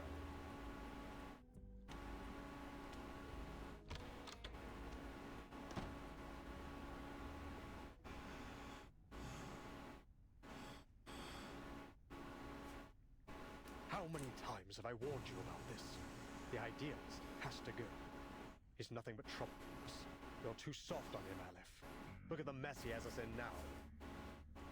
Calm down. Wait, is it dual personality? He's a rabble-rousing thief, a self-destructive maniac, a snake in the grass.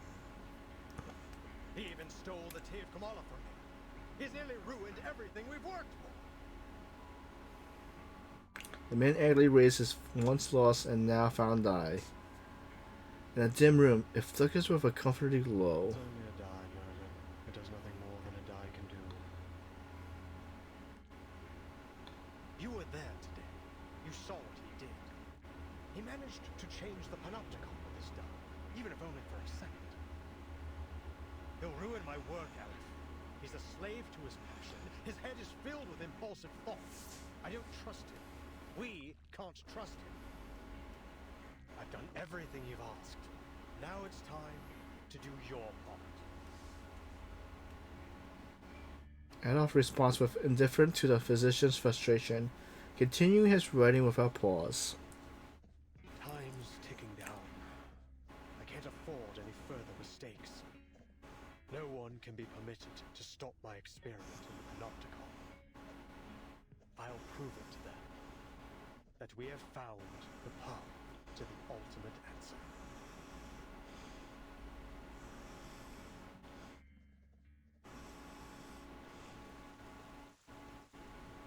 To be continued.